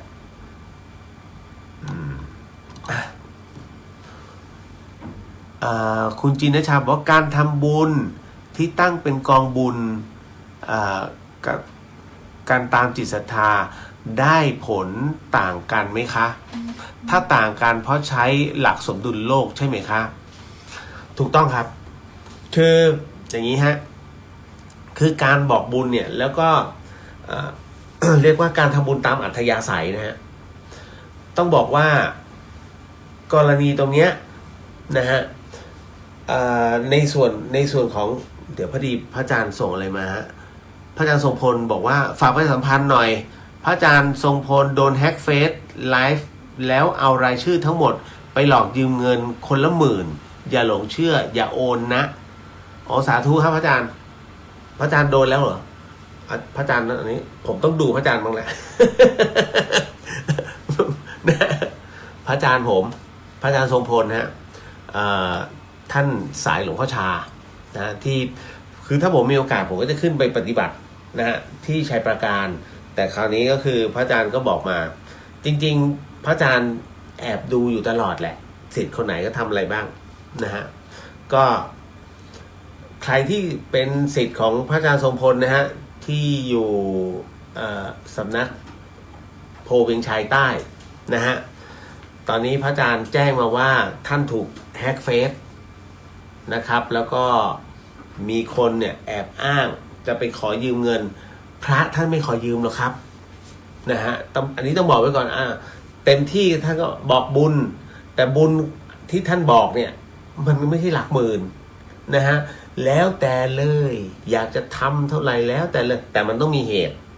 นะฮะโอ้น่ากลัวมากถ้าประเภทนี้นะฮะยังไม่เจอยังไม่เจอในสิ่งที่ผมเคยเจอนะฮะคือเรื่องนี้นะฮะต้องบอกก่อนว่าขอบพระคุณนะอาจารย์ผมประชาสัมพันธ์ให้แล้วเดี๋ยวผมจะขอเอาเรื่องพระอาจารย์เนี่ยขยายภาคนี้หน่อยภาคเปรตแต่เป็นเปรตที่ยังคงสภาพความเป็นมนุษย์อยู่นะคุณนะฮะแล้วเรื่องราวของเปรตดิบเนี่ยนะฮะครูบาอาจารย์สายอีสานเนี่ยรองรับเลยฮะว่ามันมีจริงและมันเป็นจริง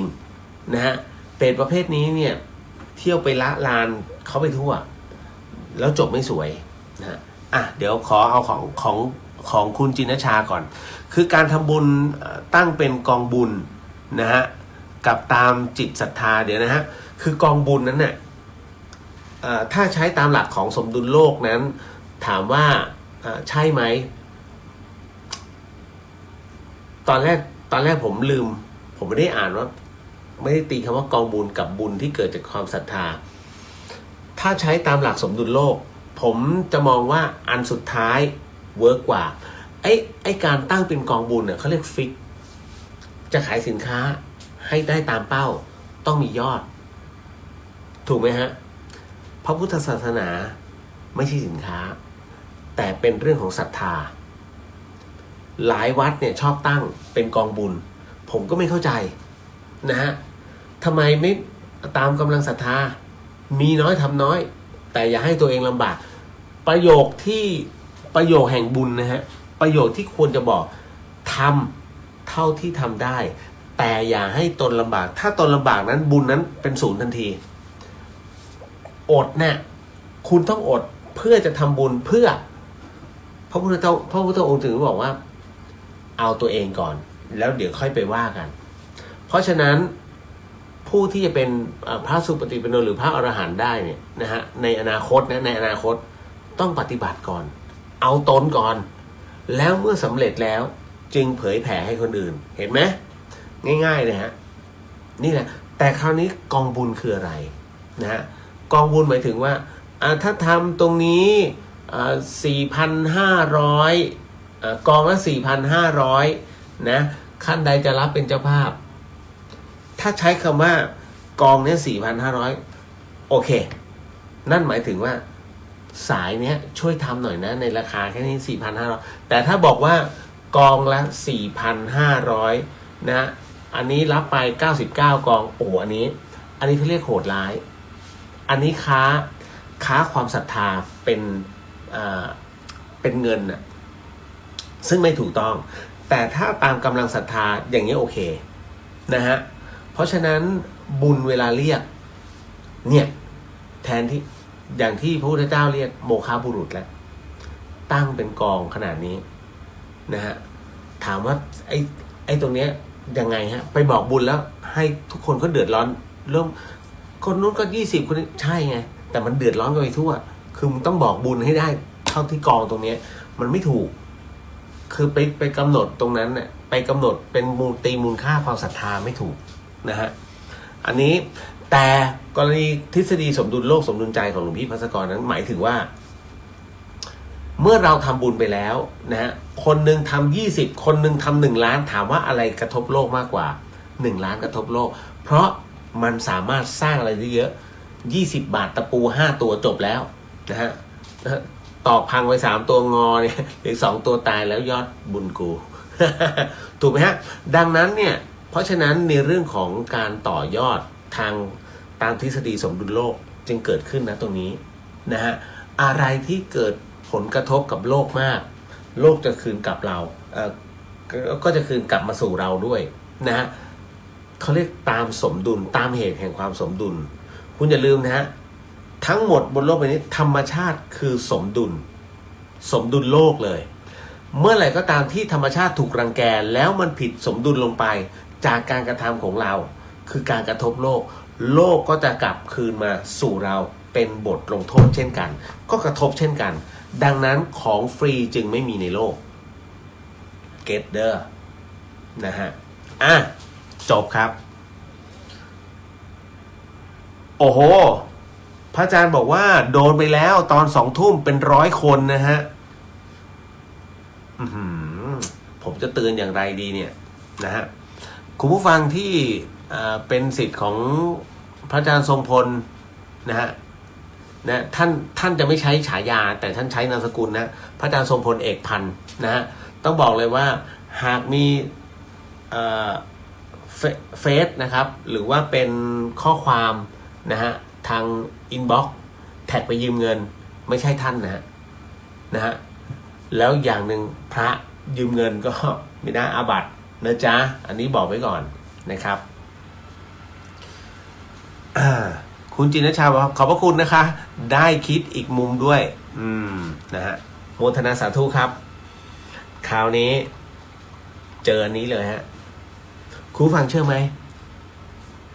อันนี้เหตุเกิดสดร้อน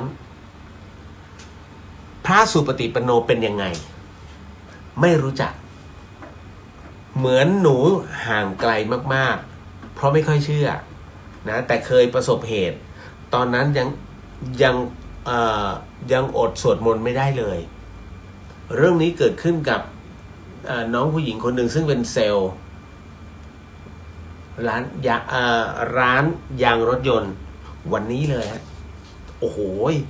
ผมนี่อยากจะอยู่อธิบายแต่ว่ามันต้องขับรถลงใต้อะไม่งั้นอยู่ยาวนะฮะคือเรื่องของเรื่องเนี่ยน้องไม่รู้จักพอดีว่าผมเอาพระอบนะฮะเป็นองค์เจดีย์ขนาดเล็กเนี่ยที่บรรจุในพระที่ข้างในบรรจุพระสารีริกธาตุเอามาถ่ายรูปน้องเนี่ยเขาก็อยากรู้นะฮะก็เลยอธิบายให้ฟังว่าพอดีพี่ต้องลงใต้เพื่อนัดหมายนิมนต์พระสุปฏิปันโนนะฮะพาคณะไปกราบน้องก็เลยถามพี่พระสุปฏิปันโนเป็นไงไม่รู้จักจริงนะคือหนูห่างไกลในเรื่องของพุทธศาสนาเพราะเขาค้าขายกับแฟนแล้วก็เที่ยวกินตามภาษาวัยรุ่นเลยนะผมจึงต้องอธิบายนะฮะไม่พอดีผมสายตาไปโดนตรงนี้ฮะก็คือเดี๋ยวประชาสัมพันธ์ให้พระอาจารย์นะฮะเดี๋ยวพรุ่งนี้พูดต่อเนื่องนะฮะเดี๋ยวผมต้องดูกำลังก่อนนะถ้ากำลังผมไม่พอในเรื่องของการจัดสดก็ยังเป็นเทปเหมือนเดิมมันขับรถอะคุณแล้วเส้นทางสายใต้มันไม่ใช่โอ้โหมันยาวคุณลองกลางแผนที่ประเทศไทยอะนะฮะ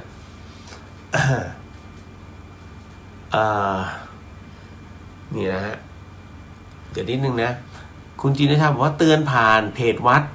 เฟซของศิษย์ช่องทางอื่นๆของพระอาจารย์เช่นไลฟ์ Messenger น่าจะช่วยได้นะเจ้าคะพระอาจารย์อย่าลืมไปแก้พาสเวิร์ด พระอาจารย์ต้องแก้พาสเวิร์ดด้วยนะฮะตรงนั้นขอบพระคุณมากนะฮะ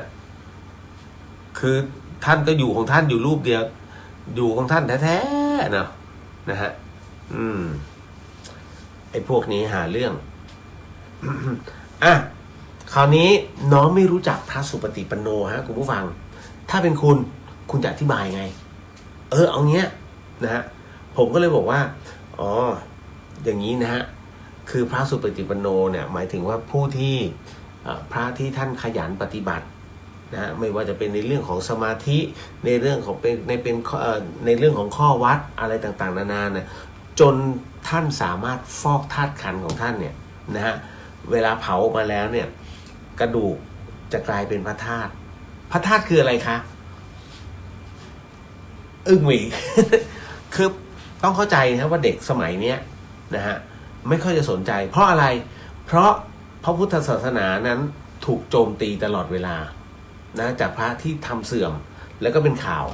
มันจึงไม่ค่อยมีคนสนใจอันนี้เหตุเกิดที่กรุงเทพมหานครนะผมก็เลยต้องอธิบายบอกน้องจริงๆแล้วเนี่ยพี่อยากอธิบายให้มันเยอะไปกว่านี้นะฮะคือบางอย่างเนี่ยต้องเข้าใจหลวงปู่หลวงตาจบป .4 แต่ทำไมอาจารย์ต่างๆมหาวิทยาลัยจบด็อกเตอร์แต่ละพื้นที่เนี่ยจบเมืองนอกทั้งนั้นแต่ต้องไปกราบหลวงตาเนี่ยจบป .4 เพราะอะไรเพราะท่านเอกอุทางธรรมเรื่องบางเรื่องที่อยู่ใกล้ตัวเราเนี่ยเราไม่เคยเห็นแต่ท่านสะกิดให้เห็นนะฮะเรื่องภาวะอารมณ์เรื่องความรักนะฮะมันคืออะไรวันนี้ร่ำรวยคือโลกธรรมวันนี้ผมเขียนในเรื่องของมิจฉาทิฐิกับโลกธรรมหลายๆท่านก็คิดว่าผมไปโดนอะไรไม่ได้โดนฮะเรื่องที่ผมเขียนในเรื่องของมิจฉาทิฐิเนี่ยนะฮะนั่นหมายถึงว่าการเห็นผิดเป็นชอบเนี่ยมันเป็นเรื่องของข่าวคราวที่มันเกิดขึ้นในบ้านเมืองนะก็คือว่าก็คือผู้มียศศักดิ์มักจะเอายศศักดิ์แอบอ้างหรือบุคคลต่างๆที่เป็นที่รู้จักกับผู้ที่มียศศักดิ์มักจะเอามาแอบอ้างกับคนที่ไม่มีเครือข่ายก็คือชาวบ้านธรรมดานี่แหละแต่บังเอิญว่าเรื่องราวมันไม่เป็นอย่างนั้นไงเพราะสมัยนี้ใครอ้างเดี๋ยวจัดการไอ้คนอ้างคุณอย่าไปอ้างนะคุณโดนหนักเลยนะฮะเยอะแยะไปหมดนะครับดังนั้นเนี่ยผิดก็รู้จักผิดนะครับมันก็เลยทำให้หลายๆเรื่องเนี่ยมันไปทับซ้อนกันผมจึงเขียนเรื่องของมิจฉาทิฐิอย่าไม่ใช่ว่าเราดีกว่าเก่งกว่ารวยกว่าจบสูงกว่านะฮะแต่ท้ายที่สุดแล้วผมถามว่าเมื่อเถียงกันเนี่ยเอาอะไรฮะ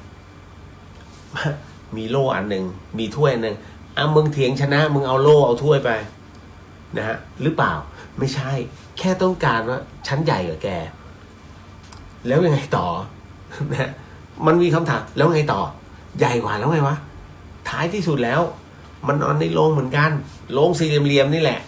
นะฮะคือมันหาสาระไม่ได้เขาเรียกใช้ชีวิตกับมิจฉาทิฐิเหมือนหายใจทิ้งคือคุณไม่รู้อะไรเลยบนโลกใบนี้ท้ายที่สุดแล้วทุกวันนี้อยู่ด้วยบุญเก่าของตัวเองแค่นั้นเลยฮะโดยที่คุณไม่รู้เลยว่ามันกำลังใช้ไปเรื่อยใช้ไปคุณอย่าลืมนะฮะวันเวลาเนี่ยเมื่อเพิ่มขึ้นพลังชีวิตคุณจะหมดลงเรื่อยๆเหมือนกันคนทุกคนฮะปกติคิดว่าอะไรวันนี้พระอาจารย์โสหลวงพ่อโสพูดมาผมชอบใจมากคนเรานะมันอยู่10 ปีได้ไม่ถึง10 ครั้งจริงๆนะผมก็มานั่งนึก10 ปีเหรอวะถ้าตอนนี้ใครอายุ30ก็คือคุณอยู่ได้10 ปีเนี่ย3 ครั้งแหละแต่ไม่มีใครหรอกน้อยคนที่อยู่10 ปีได้10 ครั้งถูกไหมฮะเพราะฉะนั้นท่านก็พูดถูกในระดับหนึ่งเพราะตอนนี้บางคน10 ปีมา7 ครั้งบางคน10 ปีมา5 ครั้งถูกไหมฮะบางคน10 ปี4 ครั้งนี่ท่านก็พูดถูกฮะนั่นคือสิ่งที่มันเกิดขึ้น คราวนี้ผมก็เลยอธิบายในเรื่องของพระสุปฏิปันโน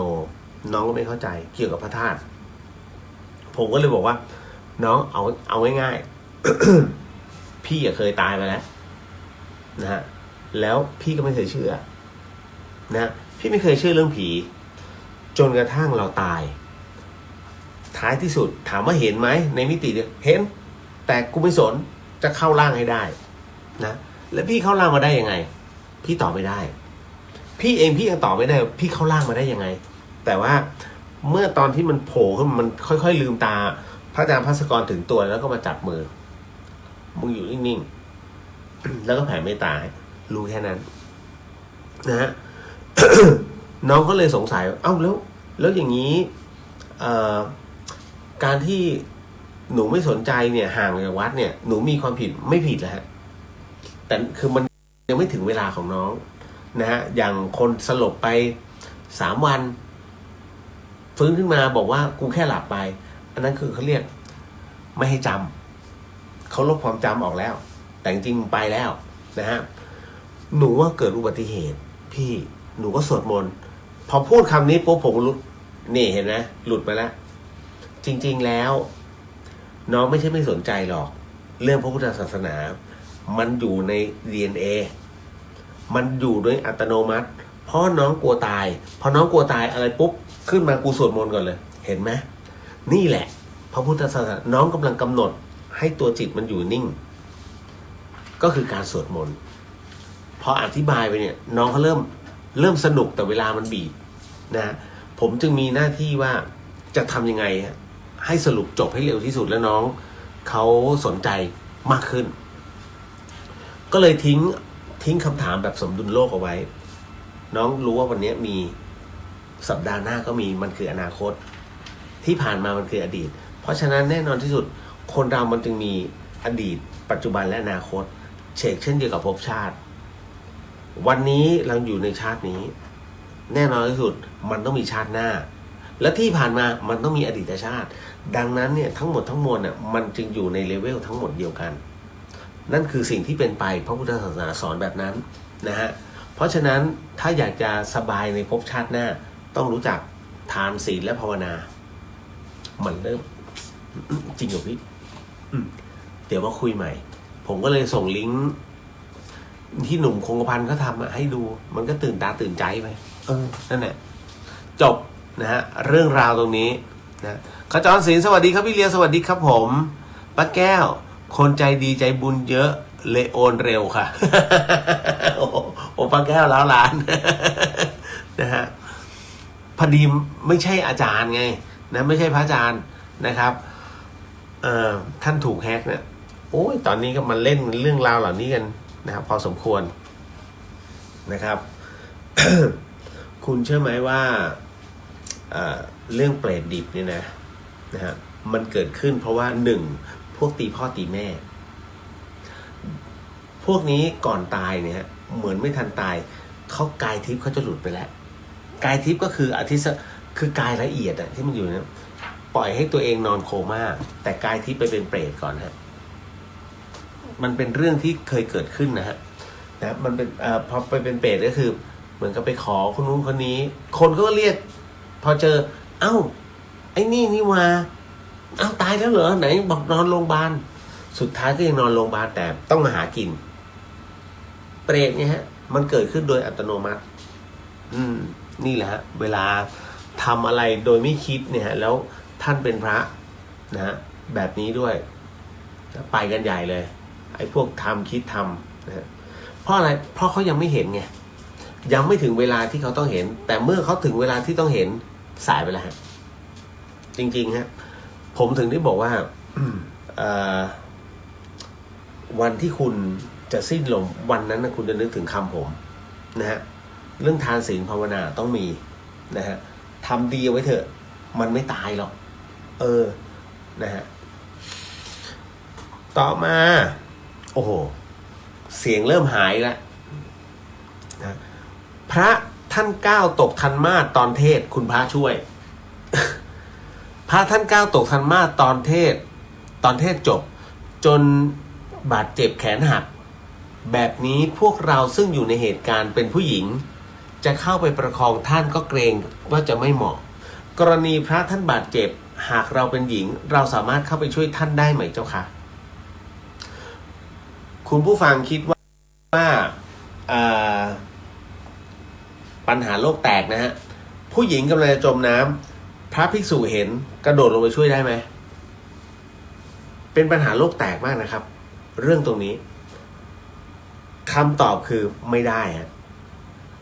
เอ้าทำไมใจดำขนาดนั้นล่ะ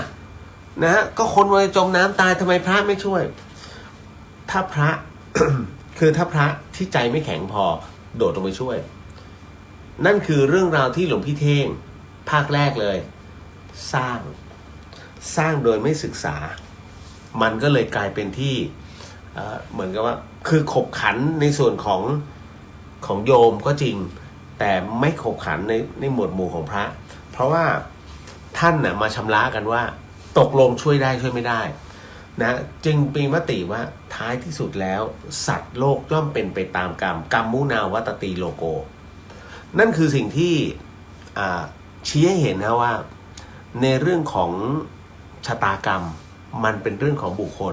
ดังนั้นต่อให้ตายตรงหน้านั่นถือว่าเป็นกรรมนั่นแหละครับนั่นคือสิ่งที่ท่านได้เอามาพินิจพิเคราะห์กันแล้วคราวนี้กรณีที่พระท่านก้าวตกทันมากโยมจะเข้าไปช่วยเนี่ยถามว่าทำได้ไหมถ้าสมมติว่าน้องเป็นอสม.น้องเป็นพยาบาลโผล่เข้าไปดึงท่านเนี่ยไม่มีปัญหาถือว่าเป็นการช่วยเหลือนะแต่ถ้ากรณีที่ล้มลงไปแล้วแขนหักแล้วจะต้องปฐมพยาบาลแล้วน้องไม่ใช่แพทย์ไม่ได้นะฮะเหมือนกันเรื่องนี้เป็นเรื่องจริงที่เกิดขึ้นในกรุงเทพมหานครนะฮะแล้วดูเหมือนตลกแต่มันไม่ตลกนะฮะคืออยากขำแต่มันขำไม่ออกกรุงเทพมหานครนั้นคุณผู้ฟังครับสมัยก่อนนะฮะรถเมล์เนี่ยแน่นมากเมื่อขึ้นบันไดมาปุ๊บตัดหน้าเขาเรียกว่าแถวหน้าของที่นั่งเนี่ยจะเป็นของพระสงฆ์ท่านก็จะนั่งกันพอนั่งเสร็จปุ๊บรถมันแน่นไงปรากฏว่าผู้หญิงเนี่ยเขาก็ยืนเบียดกันมีแต่ผู้หญิงยืนทั้งนั้นเลยนะฮะมีพระสงฆ์เนี่ยท่านก็นั่งอยู่ปรากฏว่ารถก็วิ่งสวิสวาทเหลือเกินนะฮะจนกระทั่งเบรกกระทันหันพอเบรกปื๊ดเอี๊ยดแล้วผู้โดยสารทำไงมันก็งืดประมาณว่าเหมือนกับเบียดตามแต่ผู้หญิงคนหนึ่งฮะกำลังจะจับ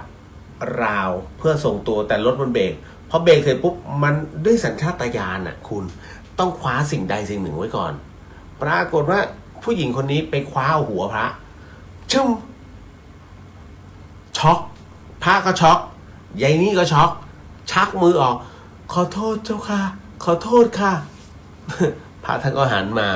ท่านรู้ไม่ได้จงใจหรอกครับเพียงแต่ว่าณจังหวะที่เบรกผู้หญิงคนนี้เขาหาตัวจับไม่ได้นะฮะด้วยความเผลอเลยคิดว่าแตงโมคว้าพระกันเลยที่หัวจับตรงนั้นนั่นนะฮะนี่คือสิ่งที่เกิดขึ้น เกิดขึ้นจริงๆนะถามว่าอาบัติไหมไม่อาบัติมันเป็นอุบัติเหตุนะฮะแล้วน้องผู้หญิงคนนั้นบาปไหมก็ไม่บาปมันคืออุบัติเหตุฮะมันไม่ใช่คือทั้งหมดทั้งมวลเนี่ยการจะก่อให้เกิดเป็นกรรมตัวหนึ่งสำคัญที่สุดก็คือจงใจนั่นคือสิ่งที่มันจะเป็นเหตุนะฮะแห่งกรรม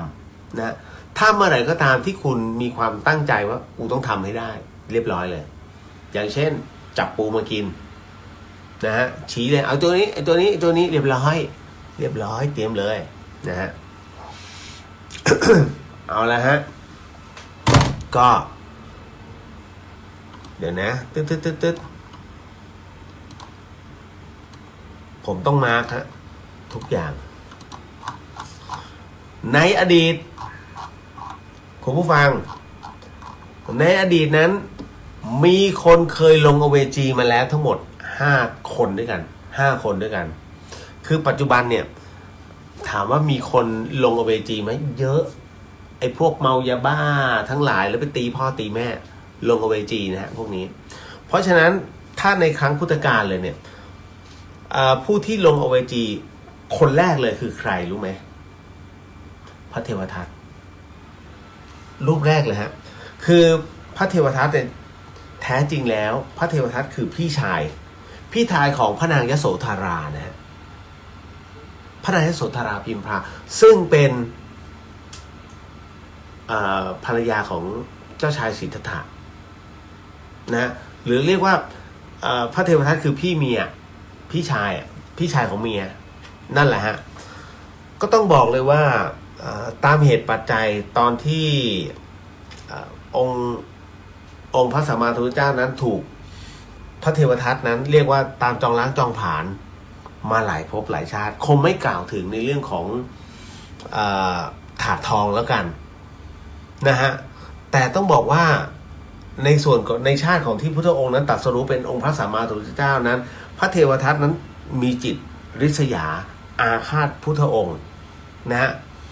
และเมื่อไหร่ก็ตามที่พระพุทธองค์บรรลุพระโพธิญาณพระเทวทัตก็จะสำเร็จโลกีแห่งญาณด้วยนี่คือสิ่งที่เปรียบเทียบกันนะฮะได้อภิญญาสามารถแปลงกายแล้วก็ห่อขืนโดยโอกาสได้เช่นกันแม้จะสำเร็จถึงขั้นนี้แล้วพระเทวทัตก็ยังมุ่งประกอบในความชั่วฮะคุณผู้ฟังเรียกว่าจองล้างจองผลาญพระพุทธองค์แต่ชาติใดที่พระเทวทัตนั้นเกิดมาแล้วไม่มีพุทธองค์อยู่นะฮะพระเทวทัตเป็นคนดีนะแล้วทำบารมีต่อดังนั้นเนี่ยถึงต้องบอกว่าในอนาคตการนั้นนะพระเทวทัตจึงจะเป็นพระปัจเจกพุทธเจ้านะฮะแต่ปรากฏว่านะตรงนั้นมันมีครั้งหนึ่งพระเทวทัตนั้นได้ส่งในขมังธนูนั้นไปปรงพระชนนะเพื่อจะตั้งตนเป็นพระศาสดาซะเองนะแต่ไม่สำเร็จฮะเมื่อไม่สำเร็จก็ยุยงให้พระเจ้าอาชาติศัตรูที่เคยเริ่มใส่ในองค์พระสัมมาสัมพุทธเจ้านั้นให้หลงผิดถึงขั้นปรงพระชนบิดาของตัวเองแล้วก็ยังยุให้มอมเหล้า เรียกว่าพระเทวทัตนั้นยุให้พระเจ้าอาชาติศัตรูนั้นไปมอมเหล้าช้างตัวหนึ่งช้างตัวนี้ชื่อว่าช้างนาราคีรีให้มันเมาแล้วมันจะได้ดุร้ายเพื่อไปทำร้ายพระพุทธเจ้าฮะแล้วก็ยังยุยงเหล่าสงฆ์ทั้งหลายนั้นให้แตกแยกเรียกว่าแบ่งเป็นสองฝ่ายใส่ร้ายพระพุทธองค์ว่าพระพุทธองค์นั้นมัวเมาแต่กิเลสนะมัวหมองในพรหมจรรย์นะฉันพระกยาหารก็ปรุงด้วยเนื้อสัตว์ขณะที่พระเทวทัตไปฉันมังสวิรัตินะแล้วก็โอ้อวดว่ามีพรหมจรรย์ที่เหนือกว่าความชั่วร้ายต่างๆที่พระเทวทัตนั้นสะสมมาหลายชาตินั้นปรากฏว่ามันได้บันดาลให้แผ่นดินลงโทษฮะเพราะไม่สามารถจะแบกรับความชั่วที่จะก่อต่อไปได้อีกแล้วแผ่นดินจึงแยกตัวออกมาแล้วก็สูบพระเทวทัตลงไปก่อนจะตกลงอเวจีนั้นนะฮะเขาจึงถวายคางเป็นพุทธบูชาแล้วก็ไหลลงสู่อเวจีหมกไหม้ยังไม่ได้เกิดจนปัจจุบันนะฮะคนที่สองฮะคนที่สองที่ถูกธรณีสูบด้วยเช่นกันนั้นก็คือเรียกว่าเป็นพระบิดานะของพระเทวทัตก็คือพระสุปพุทธะนะพระสุปพุทธะนั้นเป็นพ่อของพระเทวทัตและพระนางยโสธาราพิมพานะก็เลยต้องบอกว่าหลังจากที่ท่านสุปพุทธะนั้นเมื่อรู้ว่าพระเทวทัตนั้นถูกธรณีสูบแล้วก็ ก็เพราะในการจองล้างจองผลาญพุทธองค์นั้นแทนที่สุปพุทธะนั้นจะสำนึกในบาปบุญคุณโทษไม่ใช่ฮะสุปพุทธะนั้นจึงมีจิตโกรธแค้นพระพุทธองค์ก็ยังโกรธแค้นไปยังก็คือพระเจ้าชายสิทธัตถะที่ทั้งทอดทิ้งทั้งลูกสาวของตนไปออกบวชจึงนำอำมาตย์และก็ข้าราชบริพารนั้นไปนั่งดื่มสุราขวางทางที่พุทธองค์นั้นจะออกไปโปรดเวนยสัตว์นะทำให้พระองค์นั้นเสด็จเดินไม่ได้นะดำเนินเส้นนั้นไม่ได้เพราะมีทางออกทางเดียวนะจึงต้องเรียกว่าพระพุทธองค์ต้องอดพระกยาหารไป1 วันเมื่อพระอานนท์ทูลถึงความผิดของสุปพุทธะที่กระทำเช่นนั้นพระพุทธองค์จึงทรงทราบด้วยพยานนะจึงตรัสว่าดูก่อนอานนท์ ดูก่อนอานนท์หลังจากนี้ไปอีก7 วันสุปพุทธะ จะลงอเวจีตามเทวทัตไปเมื่อสุปพุทธะทราบถึงพุทธดำรัสนะขององค์พระสัมมาสัมพุทธเจ้าจึงขึ้นไปประทับบนชั้น9ขออภัยจึงขึ้นไปประทับบนชั้น7ของปราสาทปราสาทที่สุปพุทธะนั้นสร้างเอาไว้ทั้งยังให้นายทวารนั้นคอยขัดขวางไม่ให้พระองค์นั้นออกจากปราสาทใน7วันก็คือพระพุทธเจ้าทำนายไว้ไงว่าภายใน7วันเนี่ยสุปพุทธะจะต้องลงอเวจีตามเทวทัตแต่ท้ายที่สุดแล้วเมื่อสุปพุทธะพูดได้ยินเช่นนั้นจึงสั่งขังตัวเองเลย7วันให้รู้ไปว่าพุทธธรรมนายของพุทธองค์นั้นไม่จริงพระพุทธองค์ก็กล้าแลกสุปพุทธะนั้นประทับอยู่ที่ปราสาทชั้น7จนถึงวันที่7ปรากฏว่าสุปพุทธะได้ยินเสียงม้าแก้วม้าตัวนี้เป็นม้าที่สุปพุทธะโปรดมากนะเรียกว่าเป็นม้าทรงที่โปรดแล้วก็ปรากฏว่าสุปพุทธะนั้นได้ยินเสียงม้าด้วยความเป็นห่วงก็วิ่งลงมาเหล่าในทวารก็คิดว่าครบ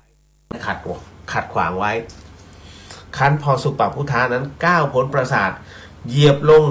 บนพื้นดินปรากฏว่าธรณีนั้นเปิดออกทันทีสุปพุทธะลงสู่ขุมอเวจีตามพุทธดำรัสจากพระญาณ2แล้วนะรูปที่3คนที่3นั่นก็คือนันทมานพที่ถูกธรณีสูบคือนันทมานพเนี่ยต้องบอกว่า แม้จะไม่ได้ทำร้ายพุทธองค์โดยตรงแต่ก็ได้ทำผิดขั้นร้ายแรงต่อพระอรหันต์เหยื่อของนันทมานพก็คือพระนางอุบลวรรณเถรีฟังเรื่องนี้ให้ดีนะฮะ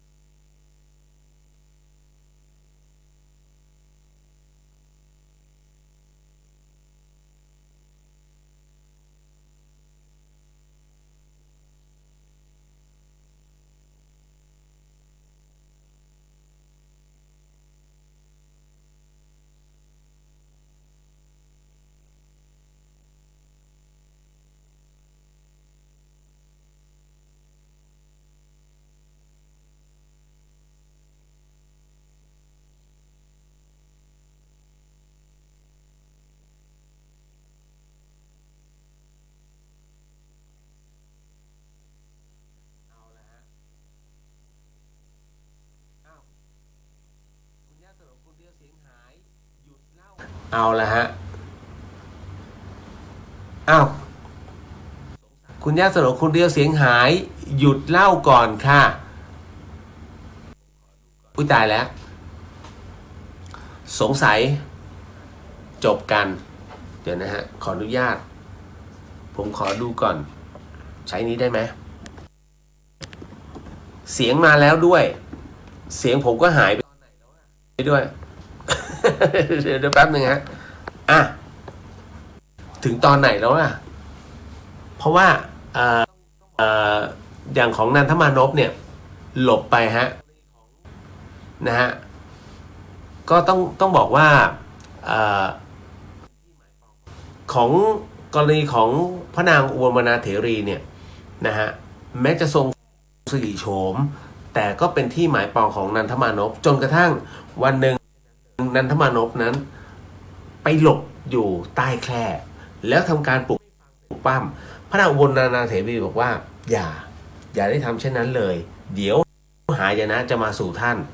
แต่นันทมานพไม่ฟังฮะตั้งเสร็จสมดังปรารถนาแต่พอก้าวลงจากแค่ปุ๊บธรณีเปิดทันทีพอธรณีเปิดปุ๊บสูบนันทมานพลงสู่อเวจีไปการที่พระนางอุบลวรรณเถรีนั้นถูกกระทำเช่นนี้จึงกลายเป็นที่วิพากษ์วิจารณ์ของบรรดาภิกษุภิกษุณี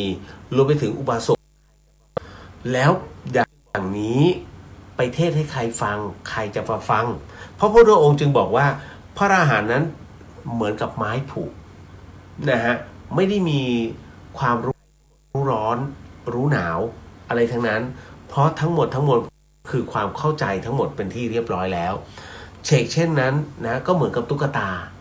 นะฮะดังนั้นน่ะจึงเขาเรียกว่าจึงมิใช่เป็นการทำผิดในเรื่องของข้อศีลนั่นเองต่อมาหมดเวลา นะฮะเอาละหมดแล้วครับและเดี๋ยวเอาไว้มีโอกาสจะไปต่ออีก2 รายนะสาธุขออนุญาตเพราะเดี๋ยว